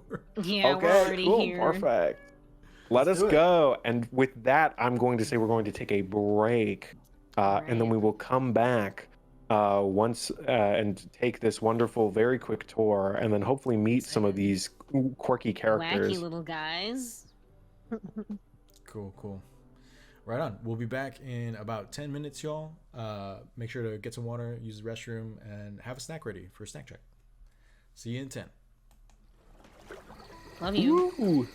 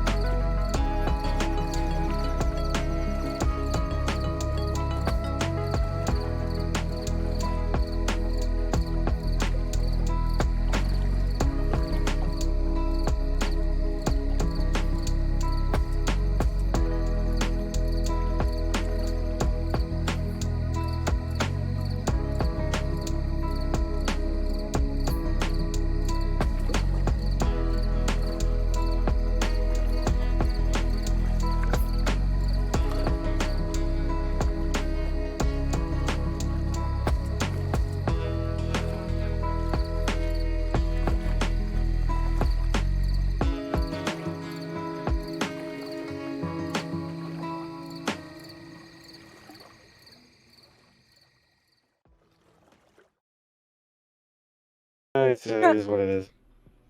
I wanted to do an iCarly thing, but then it sort of just didn't work out. Masha, your headphones are broken. Get new headphones. No. Are we back? Yes. We're back. We back, baby. Classic Masha late We're to back. stream. You were right on time, actually. Like, stream would Oh. not have known that you were late unless you had said something. Oh well, I was right on time. Woo. Eh. But yeah, it's true. You were on time. Kind of weird vibe headspace today. It's a good vibe to bring to Snack. a weed farm. Good vibe to wing to a bream farm. Mm. Snack check. I got apple slices. Appy slices? Apple slices. I was driving with a friend down to city about an hour away from me. And I brought a big cup of appy slices, and he wouldn't eat any of them. I kept offering, I kept eating appy slices. And you know what? Halfway through the drive, I had to pee real bad because I was full of water from the appy slices. So maybe, you know, it was a mistake that I made. My snack is leftover turkey chili, flour tortilla that I've ripped into tiny pieces already, apparently. And then some tea. It's my snack for snack check. Dinner. Cool. I got microwave fondue from the clearance section at Walmart. So I'm What having is microwave fondue? It's microwave chocolate that turns into fondue. It's Walmart chocolate, but I'm having it with strawberries, and this is like the only fresh fruit I've had since apple, except for apple, since winter break. Hell yeah. I I also- also that my cheese. chili is cold still. Got a weird Dr. Pepper. It's strawberries and cream Ooh. Dr. Pepper, and it's kind of weird. I've heard mixed things about it. Yeah, I have mixed opinions about it. Mars, are you able to are we able to like deliver like send stuff to your address in the Yeah. campus? Okay, cool. I don't know if it can be food though. It fair can enough. be. Oh, My sick. parents have I- said food. We'll see. Dustin, you got something? Yeah, I have a sandwich with buffalo chicken breast and pepper jack cheese with Fancy. some I love lettuce. buffalo flavor. Any Gosh, con- so do I. Is there ranch? Is there ranch also? What? Can you have buffalo without ranch? Is that allowed? Is that legal? People do it. People do it. I would never. I'm not a criminal. Is that legal? I don't. It's Nah. illegal. It's a felony. Yeah, that's what I thought. Yeah. That's what I thought. So Anything other than She the ranch? says eat a cold tortilla. I bought stuff to have tortilla snack, and then I ran out of cheese for quesadilla, and now I've just been eating plain tortillas as breakfast for the morning for the past like 3 days. It's been a wild time. College, baby. Yeah. I don't Mountain miss Dew. it. Zero sugar is the only other thing I'm having. Real fast, I want to give a shout out to Bartleby for dropping his Mexican pizza, oven fries with God homemade damn it. ranch, I and don't his wanna see it. nacho fries in the snack I don't want to track fucking see it. channel Bartleby? of the community Discord. Bartleby, I hate you. Listen, I say Bartleby. with love. Listen to me, Bartleby. I need you to listen to me.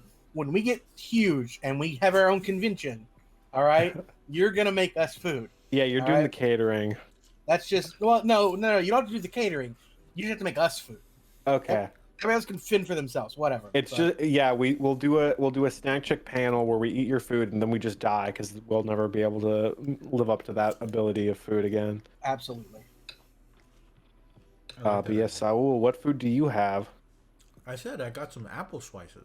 Oh, I do remember the apple slices bit. It was just Masha said a whole story and then I was like, oh, this is Masha's story.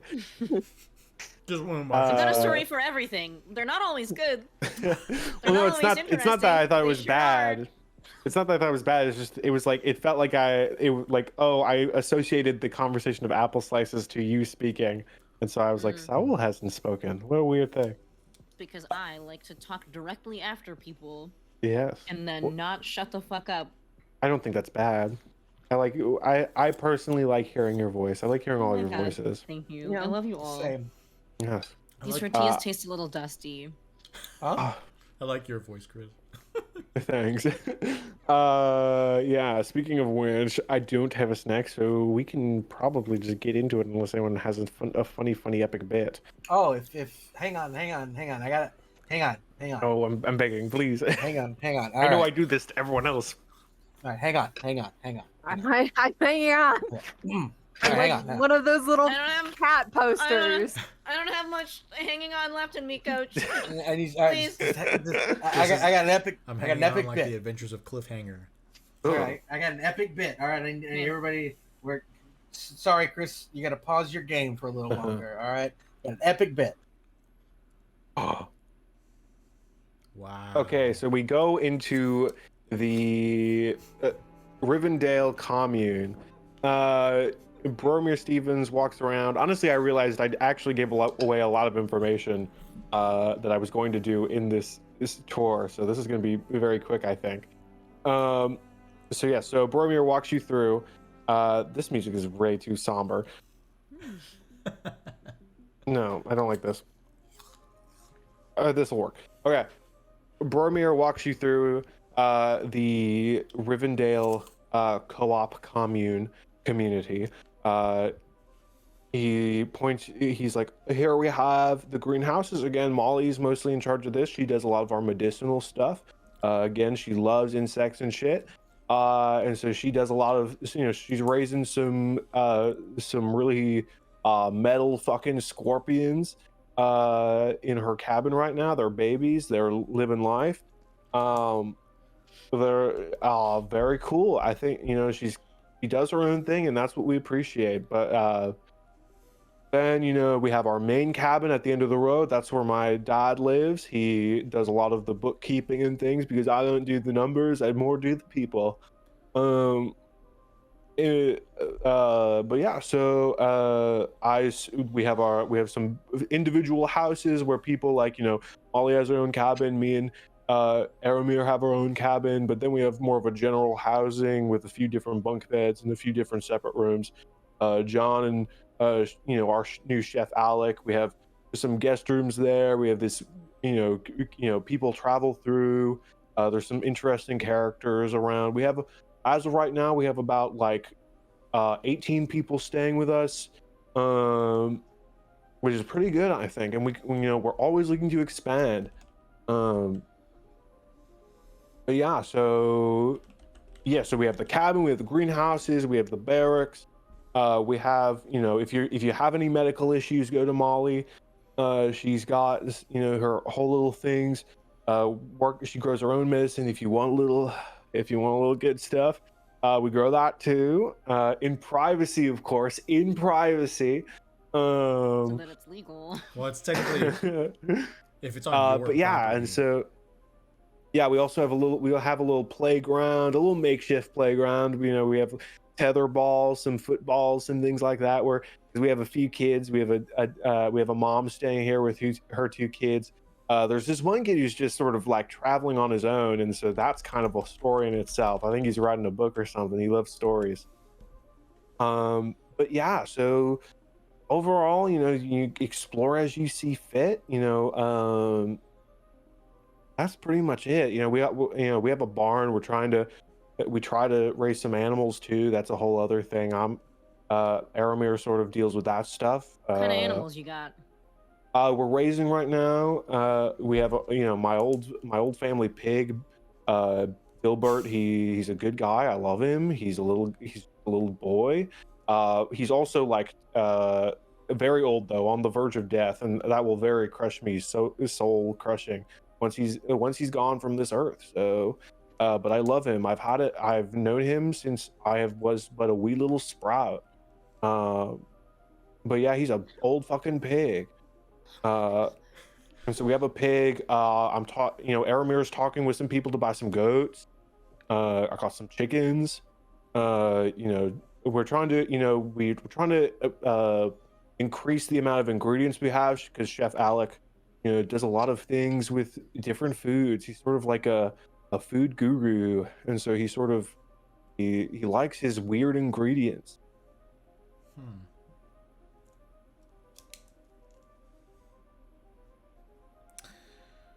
But yeah, that's pretty much it. If you want, I can show you specific places. I could introduce you to John, or I could just leave you all to your own vices. Again, I'm not your fucking dad. John is the surveillance guy, right? Yes. Okay. Or I could introduce you to my dad if you want to do that. He's also kind of cool. He's kind of hard. He's kind of a hard ass though. Just quick, just when you do meet him, understand, kind of a hard ass. Actually, I'd love to meet Philbert. Dilbert, my pig. Which one is? Oh, that was Philbert. Oh, the pig? Yes, I want to meet the Dilbert, old pig. yeah, the pig, my lovely boy, my sweet time soul, my little Rotten soldier, your good time boy. my good time boy, my rock, my everything. My rock, my strong tower. Without him, we all fall. Yeah, I could totally introduce you to Dilbert if you want to. I personally don't have an interest in meeting an ancient pig. He's very old, and again, when he does die, I will be broken. Is that Masha speaking or is that Fig speaking? It's Fig speaking. Fig doesn't want to meet a pig. What goes on in the barracks exactly? Again, John spends most of his time in his room. He does not like hanging out except for meals. So he sits there most of the time. The barracks is also connected to our little picnic area, so that's where our kitchen is, and that's of course where you will meet Chef Alec. And so the barracks, where everyone else except for me, Molly, and my dad and Aramir stay, because we have our own individual cabins. As if you stay here long enough, eventually we can work something out. We don't have a lot of buildings to give away, but we can always, we have Big Bill. Big Bill does a lot of our manual labor, and so he could maybe even help you out if you do want to stay here a long time. All right, well, thanks, Boromir. I think we'll take a look around. And where can we find you if we want to? Oh yeah, I'll probably be talking to my dad right now. Talking about all the silly little number things that he thinks I should know, because he goes, Ricky, you need to know the numbers. And I'm like, Dad, my name's Boromir now. Oh my god, Boromir's a chosen name.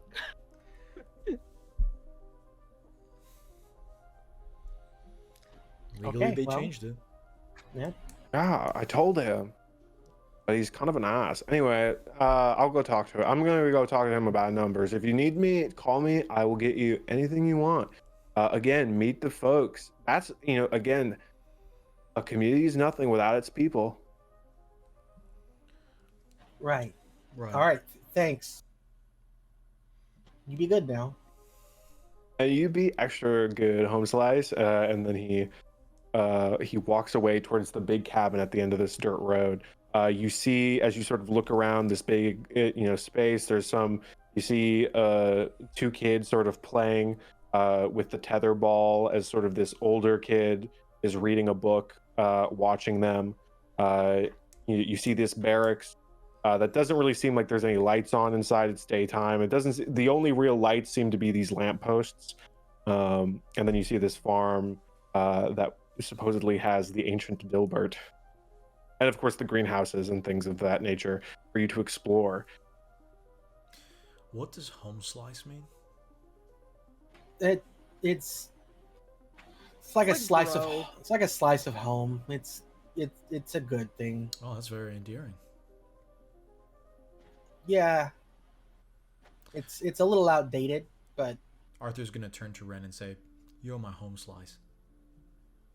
okay. You're my home slice too. Okay. Gosh. Get a kiss place now. to. Good at Please. romance.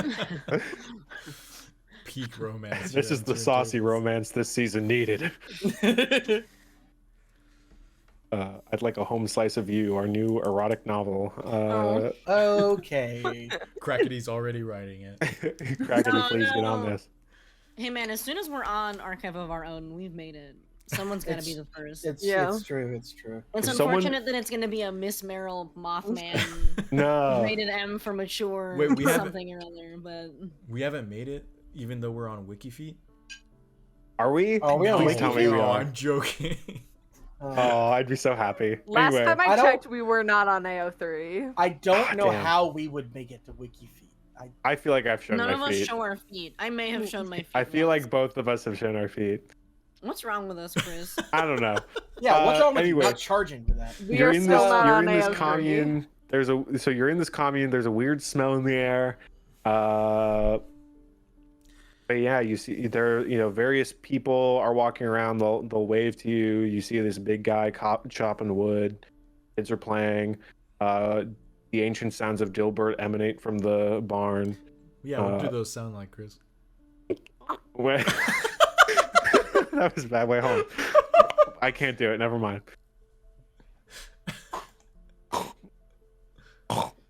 Yep, that's Dilbert. All right, that's a dead pig.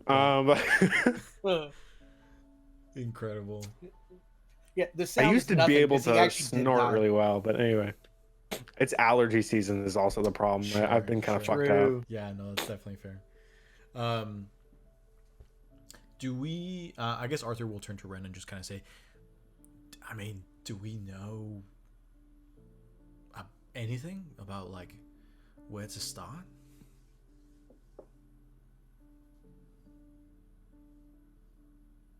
I have no idea. I'm inclined to check with Danny Stevens. He was in my vision, but I don't know if he'll know anything about what's going on or Well, how if- chill he is with the idea that I saw him last night and saw probably one of his most traumatic events. Yeah, I saw you in my dream last night. It was fucked up. So we can also speak to this John to see if anything weird has been going on. I mean, if something bad is about to happen, surely something's going to lead up to it, right? Yeah. Also, are we staying for dinner? I mean, I can take a look at Chef Alex's situation and make sure that it's food safe. I'd be down I've to eaten stay some- for the dinner, though. I've eaten some dubious stuff, but I still have standards. It is Alec and not Alex, right? Like, Yeah. we're not- Yes, we're- Alec. Yeah, Chef Alec. Just making sure. ALEC. Don't have to worry about any blood in the food then.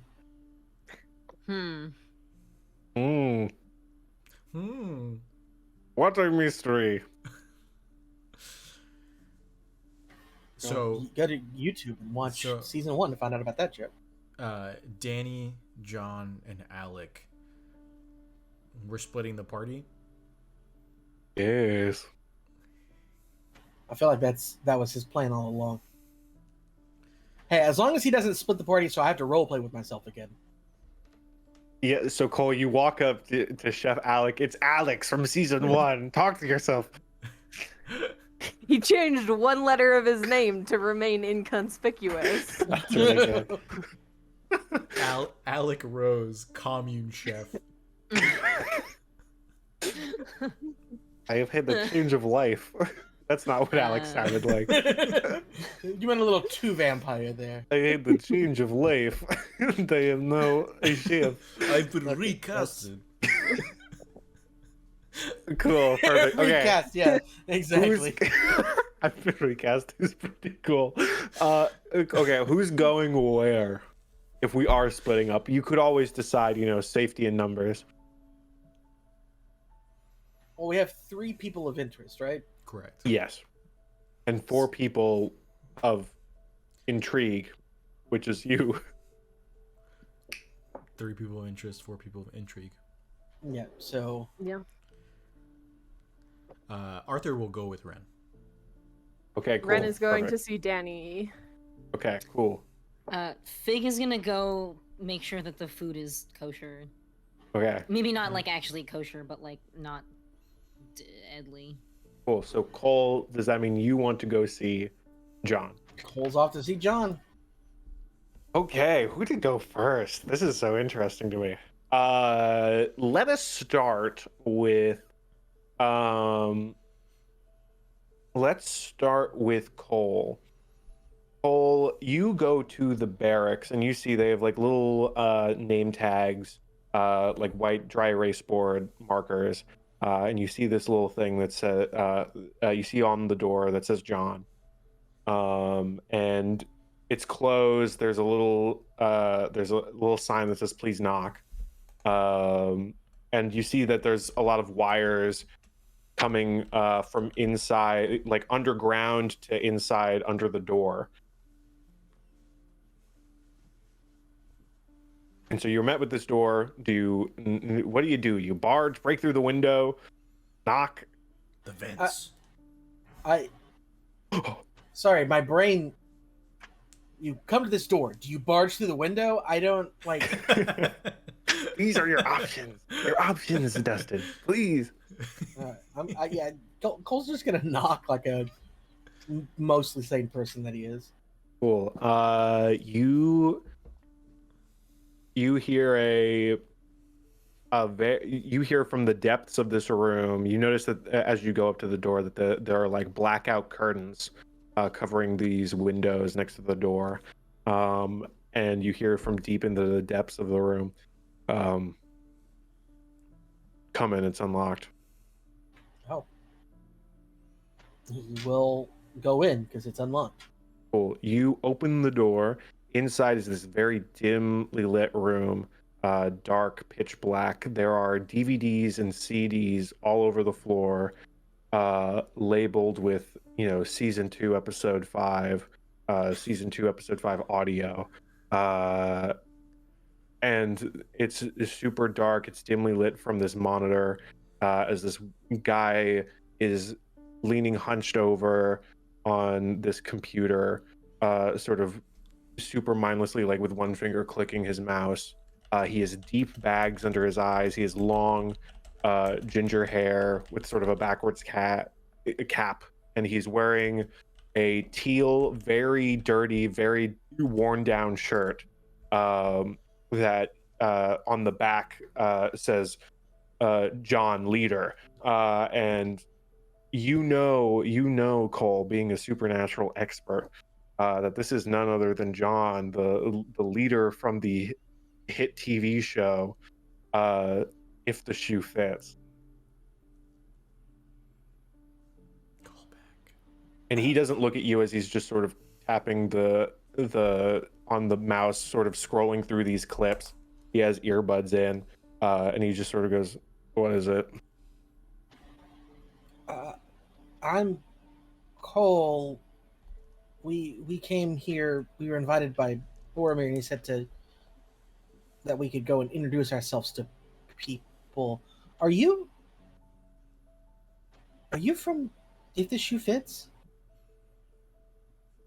He takes a deep breath and he glances at you. You can see his eyes are bloodshot. He is like super. He looks like he hasn't slept in a while, and he glances at you and he's like, "Yeah, I guess." Are you okay? Things could really be better, I guess. But Boromir, whoever the hell tells me to keep my chin up. Don't keep the vibes down. Listen, sometimes you have down vibes. That's just how life is at times. It's not, I don't know. Well, okay yeah, sometimes. I've kind of been on a downward vibe for the past 2 fucking years. Yeah, I know that the show kind of fell apart. Yeah, you could say the show fell apart. Yeah. My best friend went to college because he had to go to college. We literally dropped out of college to do the show, and then when the show fell, he dropped out of college. He doesn't talk to me anymore. He blames me for the fuck up. Someone who trusted you. I don't know. I don't like thinking about it. It's fucked up. Someone you trust, fucking, and you promise, and I don't know.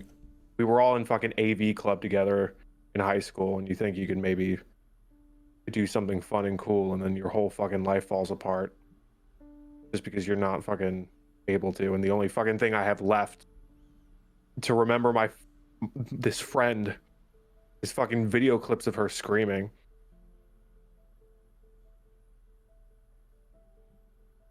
And I know, and I'll never even know what happens to her. I'm sorry. Fuck. Who the fuck are you? Boromir invited you? Yeah, I'm Cole Van Helsing. It's an impressive setup you have here. I heard that you were the one responsible to setting up all of the camera equipment. Yeah, well, I mean, I wasn't really the tech guy. Nick was more of the tech guy, and so so I just had all this equipment lying around. So I don't know a lot of it, but I know how to set up a very basic stream. So I just, it's just something to keep me busy, to keep my mind off of things. I'm not thinking about, just sitting here listening to these stupid TVs. It also sucked because, I don't even have it just sucks because I don't have, it's just there's not a lot going on for me right now. There's not a lot that happens.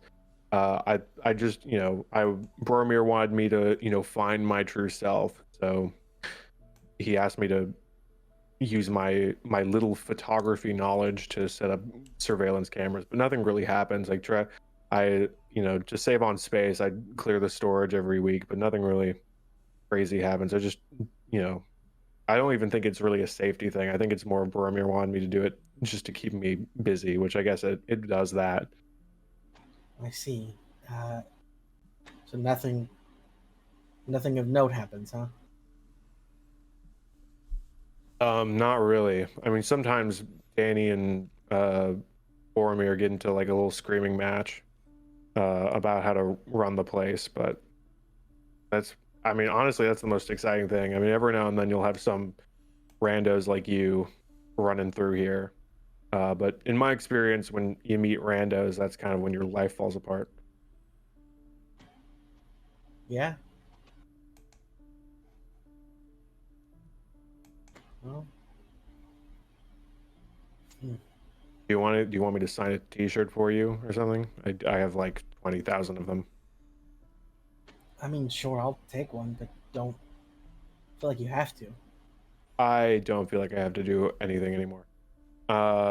And he goes in and pulls out a very old cardboard box, and he pulls out a T-shirt and he gets a Sharpie and he signs John on it, and then he tosses it to you and says, if you need anything, or if you want to look at specific tapes on any specific date, I guess I can show you. I don't really give a fuck. I'm not really much into. Just don't fucking wipe anything. I guess if the video tape caught you doing some bullshit. Yeah, I'm not really worried about that. I have a friend who, I guess you could call them, and he pauses for a second and then he goes, "So that stuff that you filmed, did you believe it?" Like Bigfoot? Yeah.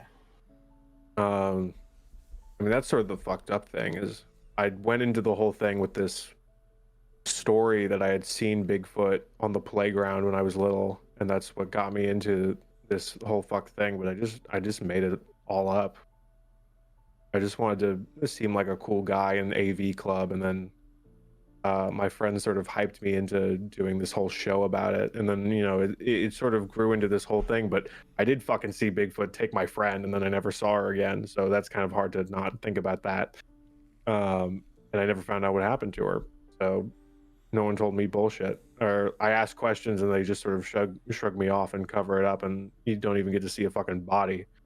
But it's some fucked up shit was going on, whether it was just a hairy guy who was a fucking psychopath or it was actually Bigfoot.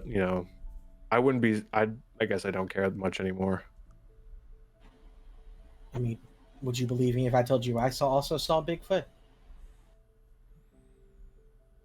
So I believe you. Okay. That's a lot to process for me, so I'm just gonna ask you to leave. Before I go, there's one more thing, I guess, and it's gonna be a lot to process. Oh, okay. But my friend thinks that there may be something bad that's gonna happen here, and we want to try and stop it. But we may end up needing your help. Look, as someone who went to several places and said the same exact bullshit of we think something's gonna happen here, I think just it is what it is. Most shit doesn't happen. You end up finding a fucking footprint and saying it means Bigfoot must be here, and then you waste the next 3 days of your life filming a fucking season of a TV show that people have to buy the DVD and CD separate for fucking music rights. This is a little bit worse than Bigfoot. Well, I'll help in any way I can in regards to the videotapes things. I'm not much of a physical guy, so just do what you want. All right. Thanks, John. And he just kind of shrugs and holds up the shirt. Thanks for the shirt. I'd say it's a collector's item, but no one really cares about the show anymore, so good luck. I do. Okay. And he goes back to clicking through this video, what he's working on his monitor. And with that, we're now going to cut to Fig. Fig, you are also, this is the same building as the barracks, so you and Cole sort of split up at the same time, and you walk around this little open deck picnic table area with this sort of open window that leads into this kitchen.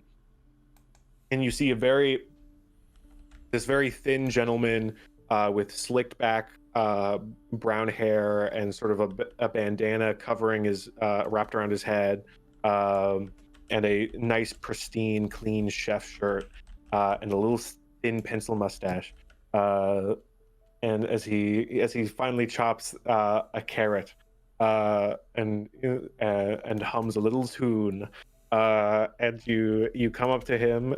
What do you do? What do you say? Do you reveal yourself, or do you want to perform a sneak attack on him? I don't think I say anything. I think that I'm just going to kind of like walk in, nod, and then just try to determine like if the space is clean. Okay, cool, perfect. Yeah. Yes, you can tell Chef Alec does in fact keep a pretty, like, the deck part is kind of dirty, but the actual eating surfaces seem to have been clean, and everything in the kitchen seems to be like almost meticulously cleaned. But you know, the floor of the deck is obviously, you're out in nature, so it's going to be a little, even though it's like a covered deck, there's still a lot of people with muddy shoes come through here, so that part's not dirty, but the surfaces that are meant to have food on them, or at least clean, fairly pristine.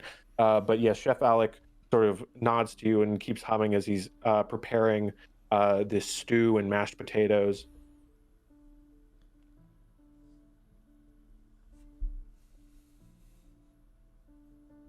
Yep. Okay, cool, perfect. That's it. That's like... Okay, that's all. Just to make sure that the tables are clean. Pretty much. Okay, cool. Yeah, I mean, is there anything in here of interest? Like, do you want to investigate a mystery, maybe? why not? Sure, let's do that. Let's do that. I rolled a 5, but my sharp is +3, so 8. Okay, cool. Hold 1. Investigate a mystery is... What happened here? What sort of creature is it? What can it do? What can hurt it? Where did it go? What was it going to do? And what is being concealed here? I'm gonna go ahead and say what is being concealed here. Is there anything that's like just tucked away out of my vision that is like interesting to me? Okay, so you are sort of like slyly walking around, examining the area. You notice a few things that are kind of weird. One hand, you have a lot of crates of things in the back of the kitchen that are sort of nailed shut. You also notice that you're like, Alec is like, you see his face and there's just something weird about him. There's just a weird vibe that you get. He's wearing this bandana, but it's not really. What's the point of the bandana here? He doesn't have long hair. What are these weird ingredients that people are talking about? Why does he want such specific things? He's just sort of right now. He's just been chopping carrots for a while and putting them in this stew. But yes, those crates specifically, I think, will be the big thing of what is being concealed here. Can I go look in them? They're in the kitchen, so you will actively have to walk into the kitchen. There's like a door next to this open window where the food is meant to be served. And so you will be. Are you just going to do this without saying anything? No, I think I keep dropping my hair clip on the floor. I'm sorry. Like, I need it to fidget with. I heard your name was Alec. I was curious about what you're making for dinner. We were invited to stay. And then I'll go into the kitchen and try to get a peek into the crates. You're just gonna walk in? Yep. Alec sort of walks is he in the kitchen too? Yeah, he's in the kitchen cutting the carrots. And so you walk you say this and then you instantly walk into the kitchen. Yes. And Alex sort of steps in front of you and goes, yes, hello. I'm sorry, would you what exactly are you doing here? Oh, I was invited to stay for dinner and I was feeling a little bit peckish, so I was hoping I could grab a little something to munch on while... Yes, of course. Yes, Boromir did in fact tell me about you. Yes, no, I'm just preparing a little bit of mashed potatoes and some stew. We have both meat and vegetable options for anyone who has those dietary preferences. If you would like a snack right now, I can prepare you a very simple ham sandwich. I was thinking more in the realm of like a piece of fruit. Okay, well, we have, as of right now, I have a apple, if you would like an apple. Yeah, an apple sounds great. Is he like blocking my entrance into the kitchen? Not to you are like basically you've opened the door and so you're like in the kitchen, but he's like stepped in front of you so you can't go any like further in. If you just tell me where it is, I can go grab it. I'm not trying to prevent you from making food for everybody. I'm sorry. No, it is okay. And he produces an apple from his pocket. Oh, damn. Chris and his fucking pocket foods, man. How does it look? How does the apple look? It's pristine. Oh, it's beautiful. It's beautiful. It's glistening. I'm gonna grab it. I'm gonna say. It's moist. I'm gonna say. You know what would be great? I hate to put you out for this. Do you have like a scotch of peanut butter, perhaps, or some honey? I'd love a little something to dip my appy slices into. Yes, I do. If you would please wait in the dining area, I will get your peanut butter. Just pulls like a scoop of peanut butter. Reaches into his pocket, handful of peanut butter. Loose peanut butter. That's pretty good. Here you are. He starts to like lather it onto the apple. Sorry. No problem at all. Question. All right. Him. Can I? So I have Friend of Beasts, right? Where I can Okay. manipulate animals and beasts. It might not fully understand This is great. what they want me, what I want them to do, but they'll do their best. I'm gonna step backwards out of the kitchen and I'm gonna whisper to little man. Uh-huh. I want you to go take a peek in those crates and take one of something that's in there for me. Okay. Cool, perfect. Do you have to roll anything for this, or is it just I think I do. It's manipulate someone, so cool? Okay, yeah. this is a bad fucking idea, FYI. Yeah, roll manipulate someone to convince little man to steal from you. I want to know what's in those crates. 8 minus 1 charm. This is 7, so This is 7. let me look at manipulate. So It's on a usually 7 to the 9, mix is, yeah, you have to do something right now to prove to them that you mean it. Got an apple.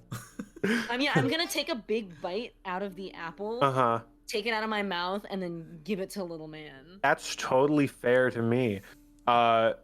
You That's not You, they have sharp ass teeth. your little buddy takes a nibble of the apple and nods as he goes, and he runs in to the kitchen to gaze into the crates. Yes, you see just as he I'm gonna assume instead of just running through, like opening the door, he like hops onto the window and like glides into hopefully avoided detection. As he does that, Chef Alec comes out with a jar of peanut butter and a little thing of honey, and he sets it down in front of you and sort of stands and sort of straightens up as he watches you, and he's like, "Please eat." Sorry. You dipped into the mystery meat man voice a little bit with that one. That's so interesting. Hello, children. Could be the same guy. You see. Oh no, yeah. Please keep going. I really appreciate it. I didn't need the whole jar of peanut butter. I mean, I'm not like I didn't want to assume the amount of peanut butter you would like.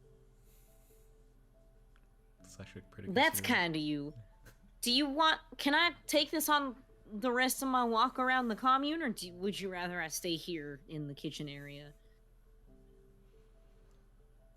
He stands there for a moment, like, I kind of want to watch you eat.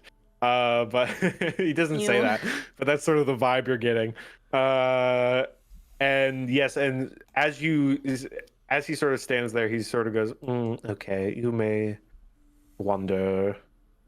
And yes. Cool. Where's little man? Is he made He it hasn't back come out yet. Okay. Are we separated now? You are separated. If you would like to go in after him, maybe it's just taking him a bit to get out of the crate. Fig is gonna count to 10 and like get some peanut butter on the spoon and like have some of it. And then she's gonna open the kitchen door again. You're just gonna walk to the door and open it again? Yeah, I sure am. And I'm gonna say, that ham sandwich is sounding mighty good right now. And as I'm saying that, I am looking around for little man. Cool. I'm going to ask you to roll act under pressure because he's going to try to stop you from opening this door. Oh my god. You've chosen violence against this very normal chef. Oh, that is an 8. It's a lot of Okay. 8s. Cool. That is, you succeed, but I make a move toward you, I believe. Or a It's worse a outcome, hard choice, or price price to to pay. Yeah, the price if to you harm little man Christopher, the I price will to fly pay. North Carolina and murder you personally. Oh no. The price to pay in this situation is if you open this door, he's gonna know you're kind of suspicious of him in some way. And so that's going to cause problems for you socially in this situation. That's fine. Is he'll probably become aware of little man's presence. Health code That's fine. violation. Okay, cool. I'm doing Yeah. it. You open the door. He tries to stop you, but you open the door. You both gaze in, and in sort of the back corner, you see little man trying to open the crate. but he can't Oh, the because he's crate just was a little man. closed? Yeah, it was I Oh. said it was a closed nailed crate. I didn't realize that. I thought it was He's- like a wooden crate with the top open. He's like, no, I I got got don't the a know nail why nail. bar. I He said. send I didn't mean to send a weasel relative to do a man's job. He If I had a dime for every time I heard that. Yep. you see the chef sort of looks at the fellow and he's like, I do not like rodents in my eating area. The food advisory board would throw a fit, but thankfully they do not come here. Oh, little man, what are you doing in here? This is your Like, pet? Oh, he sure is, and he's a little rascal, aren't you, buddy? Come on. I would like to please ask that you keep your rodents away from the places that my supplies of food. He is not a rodent. And I do apologize. You've shown me nothing but kindness. I didn't even realize that he slipped off my shoulder. Would you like me to make you that sandwich? You know what? I've taken up more than enough of your time. I'm alright. I'm gonna take this jar of peanut butter with me, though. Okay, please enjoy it. I will see you at dinner. Oh my god, yeah, I leave. Cool, perfect. We now cut to Ren and Arthur. You are walking up to the big cabin at the end. Saul, you are either frozen or very distressed. I'm stressed. Just left me What very about it? stressed. What about it? What about this is stressful? Alec? I don't left me know. very I like stressed. playing low charisma / low charm characters. I feel like I do a really good job. Yes. So you come up to the cabin, the big head cabin where there's a little whiteboard slot on and written on it. It says Danny. And you hear like discussions of Boromir and Danny inside. What do? Do you knock? Do you go in? Do you break through the window? Break through the window. Yes. No, Sure. I am going to knock on the door like a normal person. Cool. You hear them. The talking stops, and then the door swings open. And Ren, you see the same man from your vision, but much older. His hair, he's completely bald now, and he has a big beard. But his eyes are the same. And you know he's wearing an old button-up flannel and some jeans. And he goes, "What do you want?" I Sniffs. was just here to talk to you. You're one of Boromir's friends. Yeah, he invited us and said we should get to know the people around. And I know. And Ren kind of gets like a panicked look on their face for just like half a second. It is like, my father used to do some mining work around here, and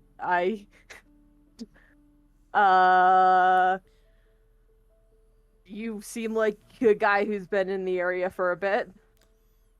Arthur's definitely gonna turn to Ren when they lie.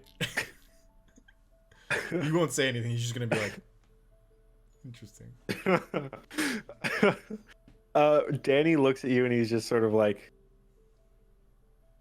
yeah, I used to be a miner. So I don't, what was your dad's name? I might have known him. Arthur once again turns to Ren. Grunt. Apophis. John Krantz. Poppy. John. Sorry, what was that? People Repeat called him that. Poppy.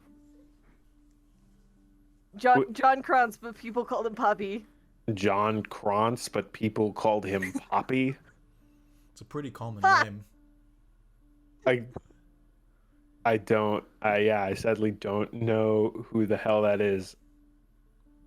He turns and he says, Richard Idaho Stevens, what the fuck kind of weirdos did you get here? And you hear it from deep in. Believe it, dude. Let's go, I Richard, Idaho, fucking can't Stevens, believe Because- Steve, Sorry, I'm done.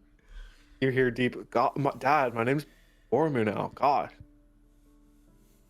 I mean, you don't have to know him. I was just like curious about like some of your mining tales. Do people have mining tales? I don't know. I guess you'd be the one to know. That's okay. Mining tales, like what you want fucking sob stories about how I worked in the mines. Yeah, I fucking had it. Yeah, life fucking it just you did the work and you didn't fucking complain about it.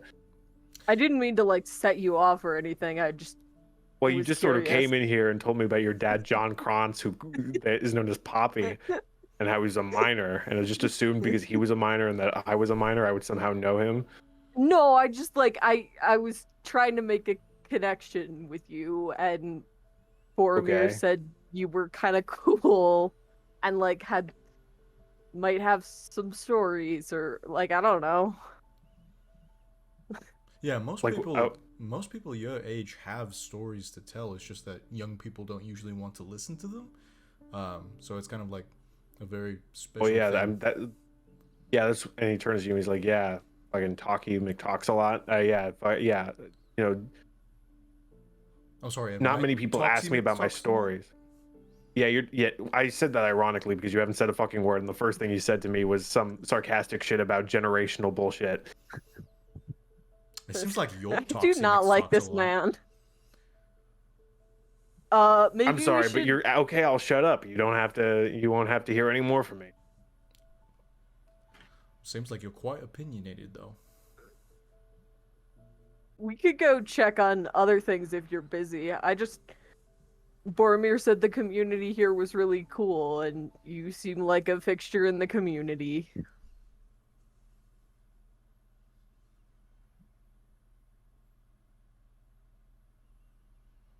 Oh, I'm sorry. Do you want me to talk now? I'm surprised you That kept was yourself quiet for so normally- long. Well, cool. I'll see you later. And he slams the door in your face. Social interaction failed. For a commune, everybody here sucks. Let's go Everybody to here's the Kool-Aid rude. factory. Arthur's gonna turn to Ren. He's gonna say, "That man is not a home slice." He is That's not pretty a good. home slice. You, None.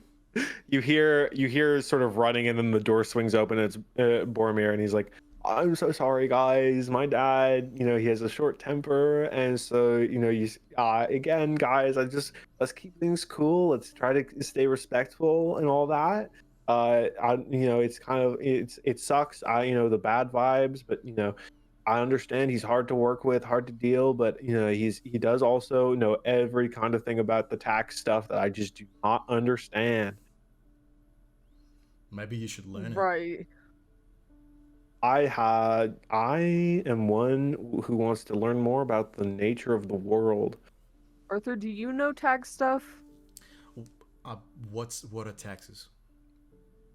Yeah. I feel Just checking. I'll teach you about them. They're kind of boring. He's never had to fill out his taxes. The IRS is hunting Arthur. That's his true enemy. That's the mystery. That's the bad guy. But, The monster's the IRS. They're knocking.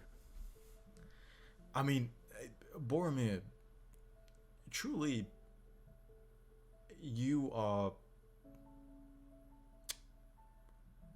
A lot of people say the apple doesn't fall far from the tree, but I think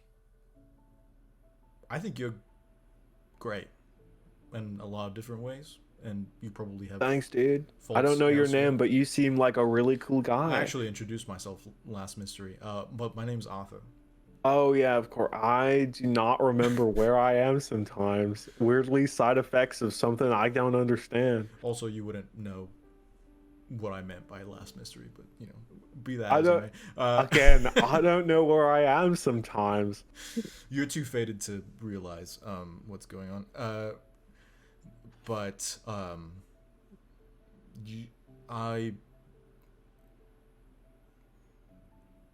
I appreciate that you invited us here, even if some things haven't worked out. Thank you for subscribing, Allegra. Oh, thank you. Hell yeah. Yeah, so I mean, yeah, I just want you guys to like it here. You know, it took a lot of convincing to get my dad to let you guys in tour, but you know, I did it. Again, it's sort of, you just got to know how to talk the talk. You know, he does his little side comments. Best to not engage. As I say, just get what he wants.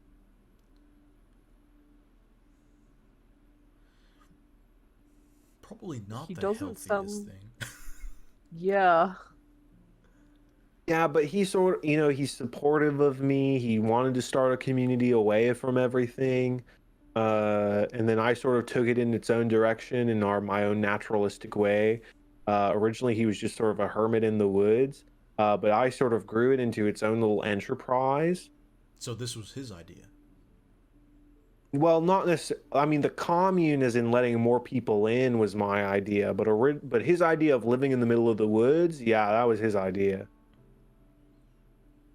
And this was Your after. dad's kind of weird. That's what I said, and so I thought it'd be less weird if we did it together. And so he became Do a you hermit. know? Go ahead, Mark. Do you know why he got so mad when I mentioned like mining and shit?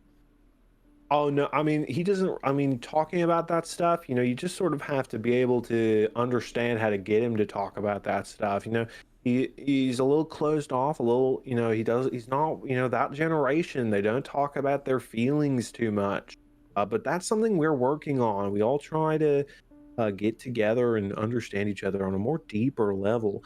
But yeah, so you know, he just sort of doesn't talk, you know, after, you know, doing his career and things, you know, he made the money, he made the big bills, he got a big check after his last job, he got a big check, and he sort of took that and went into the middle of the woods, you know, just normal dad stuff. Borum, if you don't mind me asking, where's your mom? Oh no, yeah, no, yeah, no. She's just not in the picture? No, I mean, not really, not really. She didn't like all the secrets. My dad, again, not a very emotional person. He did not want to talk about jobs and things, and so she sort of distanced. My dad's a lot, I know, but you know, you just sort of, you know, I learned to, you know, work with it. You have to learn to speak the lingo.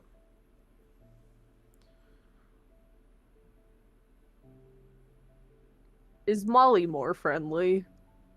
Ollie, she's a cool cat. She loves nature. She loves shit. Yeah, she just loves love, and she loves her little critters, her little scorpion babies. Every time I get a boo boo or I scratch my knee, she puts some of that healing goo on there. Yeah, maybe we should have all just gone to go see Molly. Yeah, and her scorpion babies. And her scorpion babies. And her magic medical goo. Mm-hmm. Mm-hmm. Yep. Well, I appreciate I guess that. is there anyone else we should be warned about? Has a Look. difficult to get through demeanor? I mean, look, I mean, John is sad as long as you don't talk about depressing shit. He's normally okay. Chef Alec, you know, he's in his own head, but as long as you're respectful to his space, you can, you know, he'll make you a nice, tasty meal, and he just loves food and he loves watching people eat. My dad, you know, he can be nice, you know, get a few drinks in him. Not too many, of course. We don't want too much inebriation. Everyone else is pretty nice. You know, Big Bill, big lovable guy. Chops wood. You know, you have a lovely mom, Jerry, and her two kids. Her older daughter, little bit of a troublemaker, I will say. I have to keep an eye on her because she does like playing some traps and things. Not traps, but like pranks and things like that, like spitting on people, putting buckets of water over doors and all those things.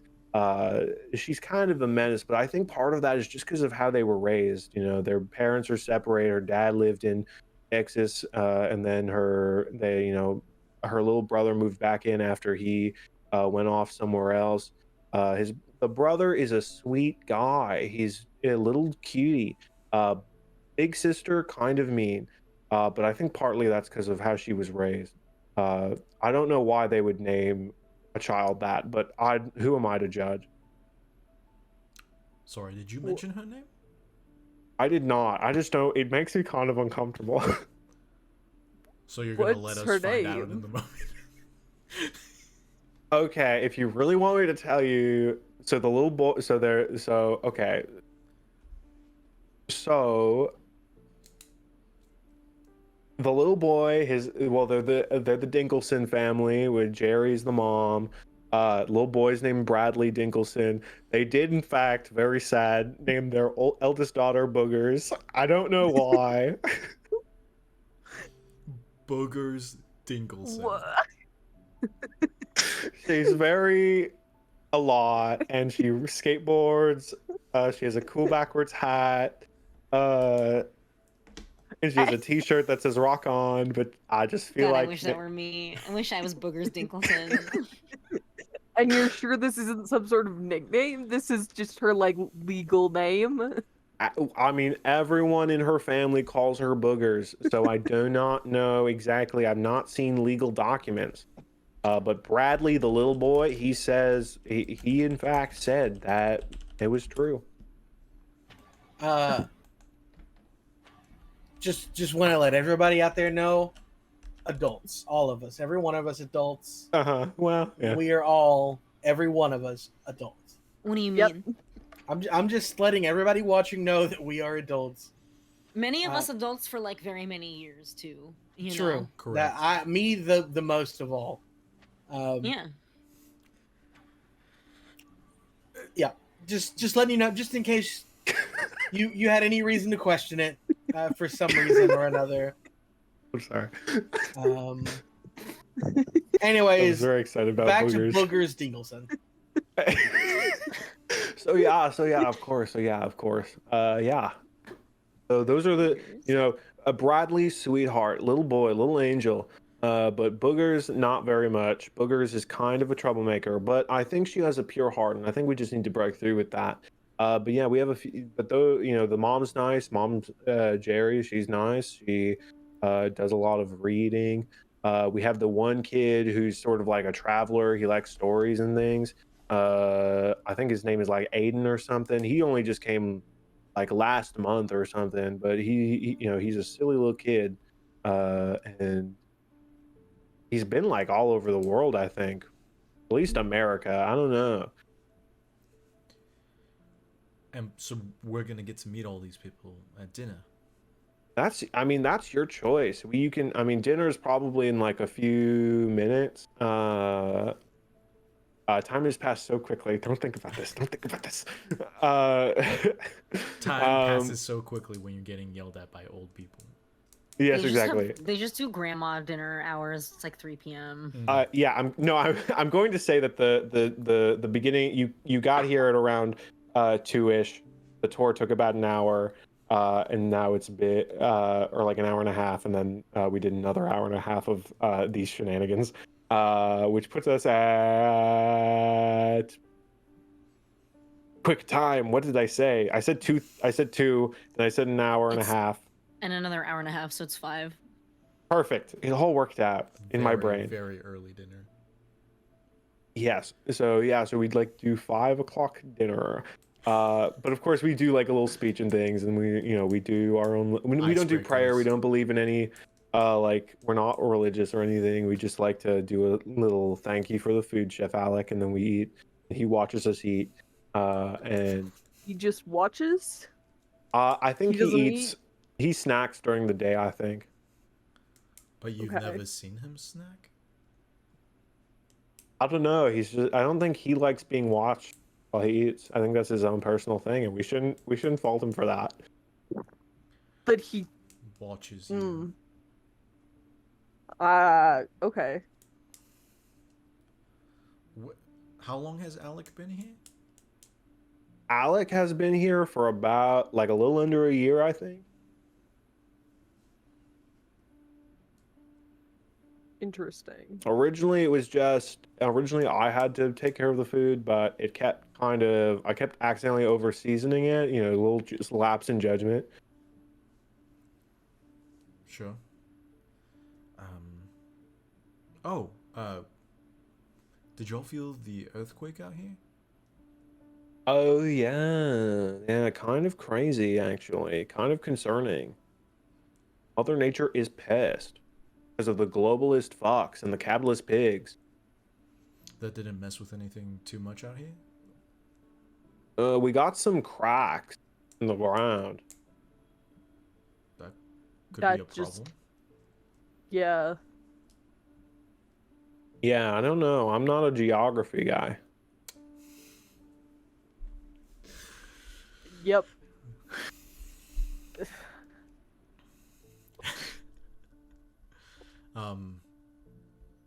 Right, okay, well, thanks for trying with your dad. Oh no, and I promise you, I think there's something we can do. I think we can mesh. I think, it's just a meeting of the minds. Yeah.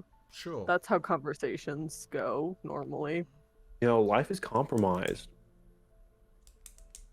Yeah. Should we go to dinner now? I mean, yeah, probably. Yeah. I mean, I'm kind of full from Big Z's, but I'll sit down. Okay, Yeah. cool. Yeah. Yes, I think it'll probably, just for the sake of logistics, it'll probably be like 30 minutes before dinner. At that point, you all can sort of like come together and correlate before the dinner bell is rung, and just in case any of you guys want to talk about something in secrecy before you join this big group of people. Sure. So is there any? So you meet up. What do you say to each other? How do you describe the events that you have just experienced? Boromir's dad is a dick. Yeah, it kind of sucks. Chef Alec is super weird and has some sneaky ingredients and didn't want me in the kitchen looking at him. Apparently, Boromir's never seen him eat, so that's kind of fucked as well. Do we want to stay here for dinner? Because we could still leave. I feel like it's probably a good idea to stay. Boromir's been eating the food for a year and he's been fine. I'm not too worried about what Chef Alex makes. I'm more worried about what he eats. Or doesn't eat.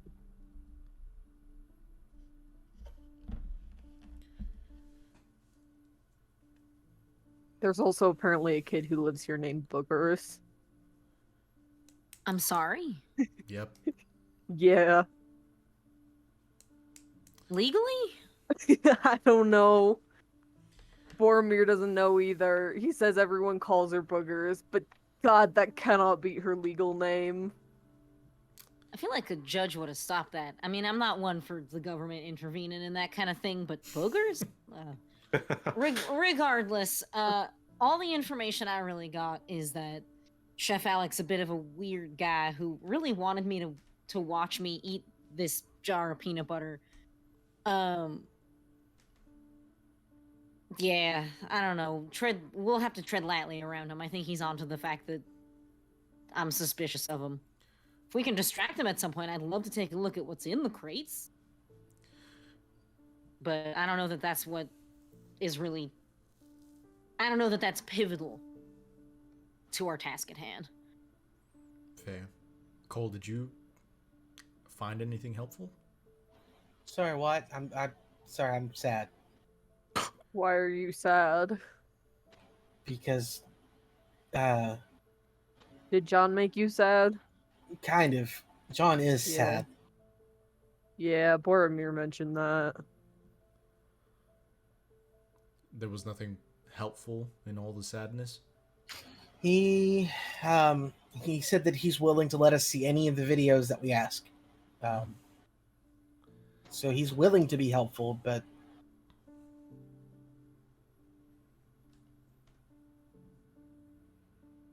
Was he from an interesting TV show? yeah, have you ever heard of If the Shoe Fits? No. Okay. And I think Ren furrows his brow really deep. I don't think so. I don't know.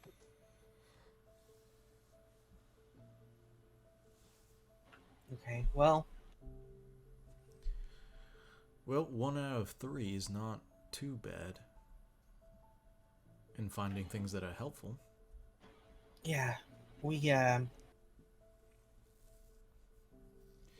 So, we are afraid that something bad is going to happen here, right? Mm-hmm. So, I guess we should probably stay, just to try and help in case it does happen soon. We have to try and save as many people as possible. Right, but from what? I wish I could tell you. Yeah, me too.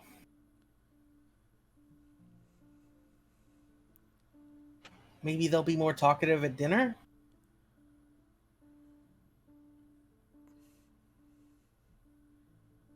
It's apparently I during when Boromir first mentioned his dad, I had another vision. There's shit's gonna go down hard, but apparently it's close to where it happened before. So if we can get any information about what bad shit here happened, maybe we'll know what's gonna come. Okay, so you think Boromir's dad is the one who knows the most, right?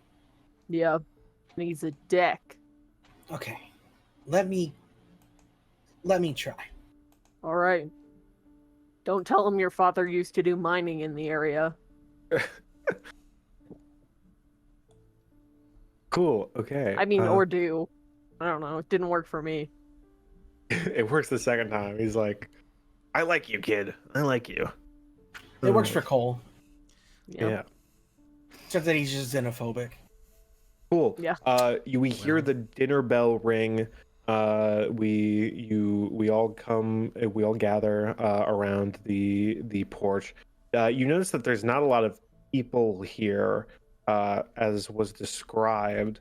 Like Boromir said, there was about like 19, 18 people here, but the only people here is Boromir, the dad, John Kronz.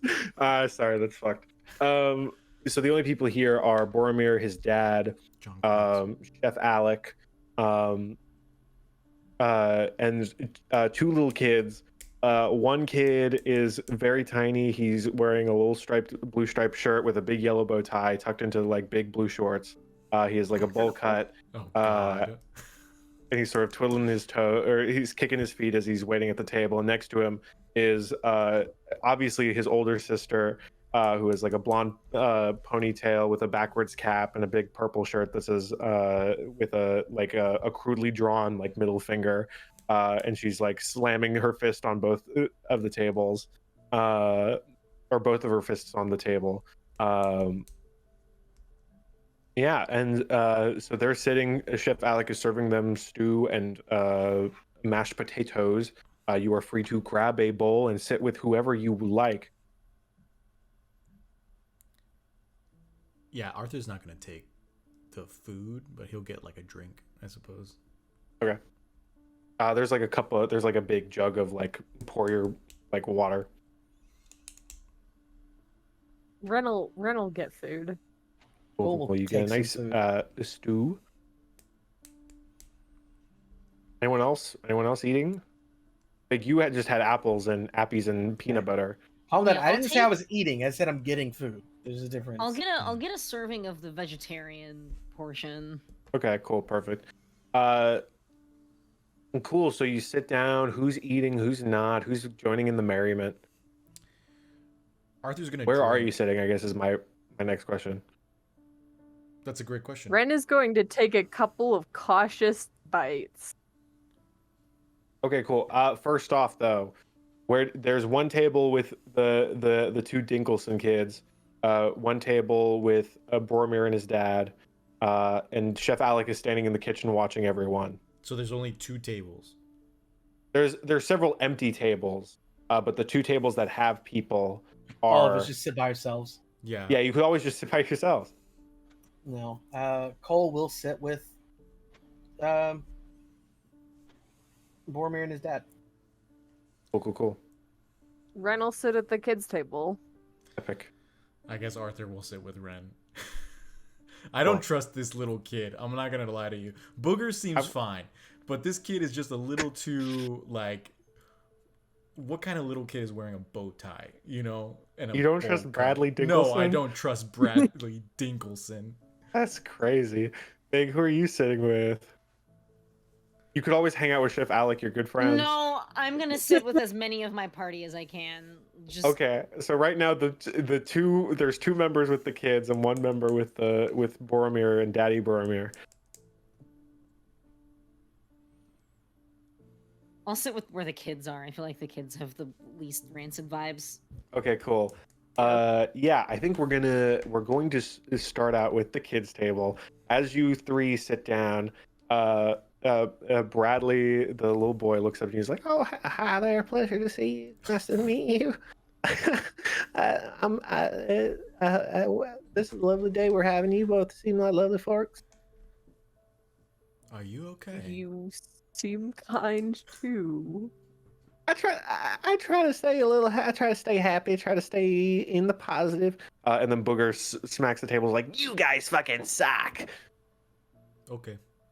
You guys smell weird. Why do you smell so weird? You got fucking swords, you weirdos." Yeah, swords are cool. Not as cool as my skateboard. Does a cool skateboard trick. That is pretty That's cool. pretty fair. What's the skateboard trick? Sorry, what's Cool. your name? I'm Arthur, my this name's is Ren. Bradley goes, "Hello there. My name's Bradley. I'm sorry for my sister. She's very harsh." And then Boogers goes, "I'm Boogers." Is that your like Nate? Is that like what you want us to call you? Because we can call you something else. The only thing other people call me is boss, because I'm in charge around here. Do you prefer boss?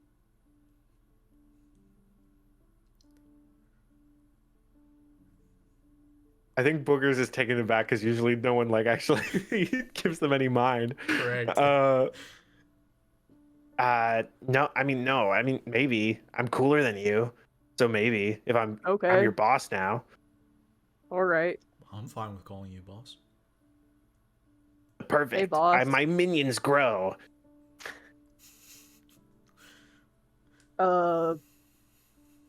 What do we do around here? If you're our boss, what are you gonna tell us to do? We fuck shit up. We're gonna fuck shit up. Sick. Why are we doing that? Because I hate the world. The world fucking sucks. Oh. I feel like this kind of goes against my whole... I got a whole, like, order thing going on, but, like... It's just kid pranks, right? I think so. With this many people, my shit in the cereal prank will be perfect. Don't shit in the cereal. Can we shit in That's Danny's a health cereal? code violation. Yeah, We fuck shouldn't Danny. even shit Yeah, in, fuck in Danny. Danny's cereal. He's an old man. He doesn't understand what my generation's going through. He's very out of touch. And she smacks the table excitedly. We cut over to the adult table with Boromir, Stevens, Danny, and Cole. Cole, you sit down. What do you say? As Boromir like, "Oh, Cole, nice to see you, man." It's funny that the oldest members of our party are sitting with the kids, and what I assume is the youngest member of our party sitting with the adults. Yes. I don't actually know everybody's age, so this is just I an do think assumption. Cole is part I of do the think younger- Cole is the youngest. Yeah. Yeah. Because we have 2 people of time has been weird to them age, and then Fig is like, I think in their at least late 20s.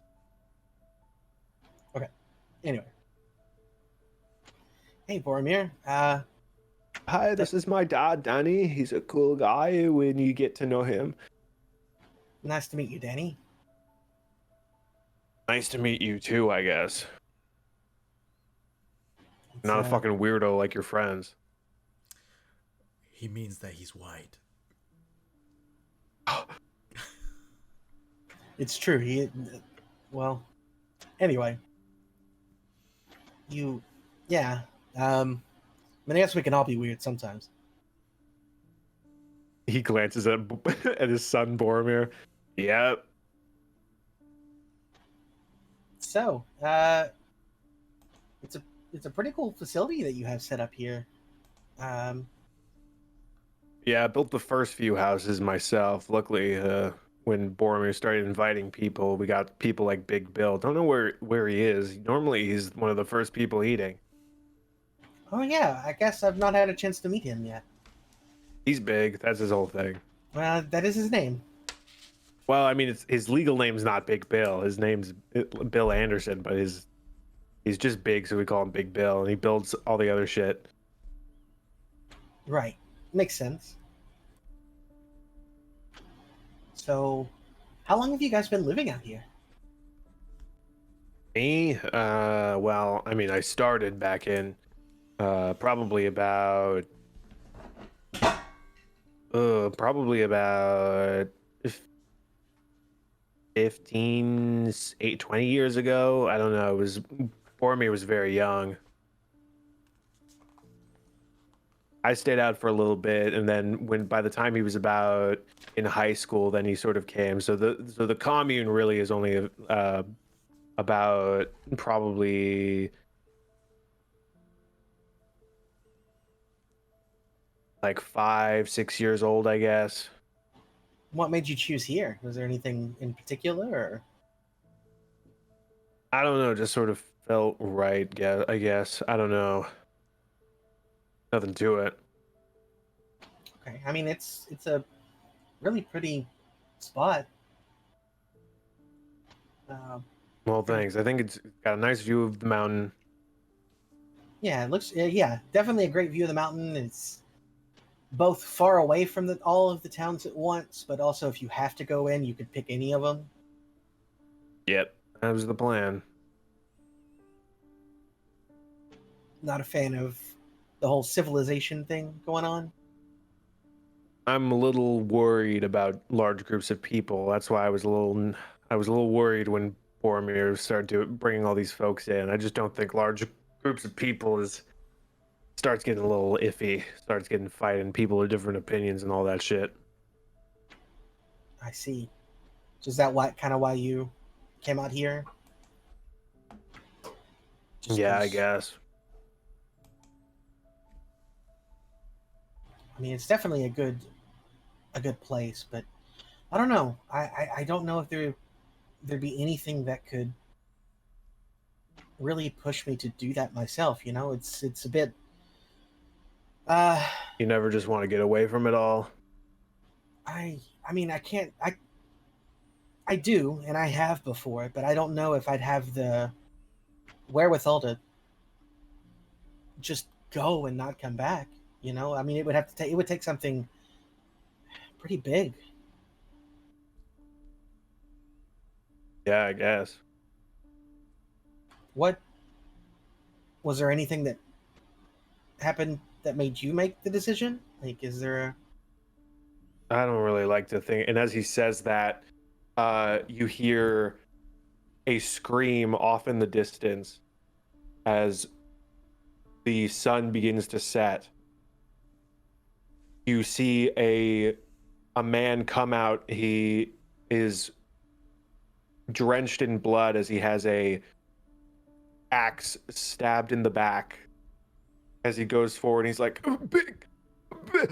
and he falls forward and dies right at the bottom of the porch. And with that, that will be the end of the session. No, Whoa. Hey, whoa, Christopher, Chris, you can't do this to me.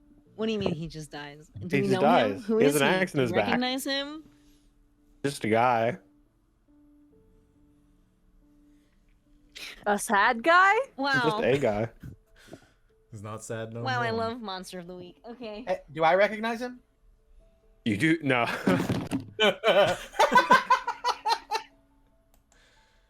The revelation was so strong that he dropped somebody else's mic. Yeah. Yeah, sorry. You're good. Dope. I'm on a quest for a pencil. That's funny. Hell Yes, yeah. I'm sorry for going a little long. I was like, I wanted to end at a specific point, and so I kind of wanted to move things along at the end there. I get that. You're good. Thank you, Chris. It was a lot of fun. Yeah. End of session questions. Yeah. Yes, did we in fact conclude the current mystery? Yes, No. Danny did it. Yes, we did. Oh my gosh, you found it. You solved my clues. We solved Uh, your man getting murdered with an axe puzzle. Yes, Danny, the guy who's been eating lunch or dinner with you, he murdered the guy. Did we save someone from death or worse? No.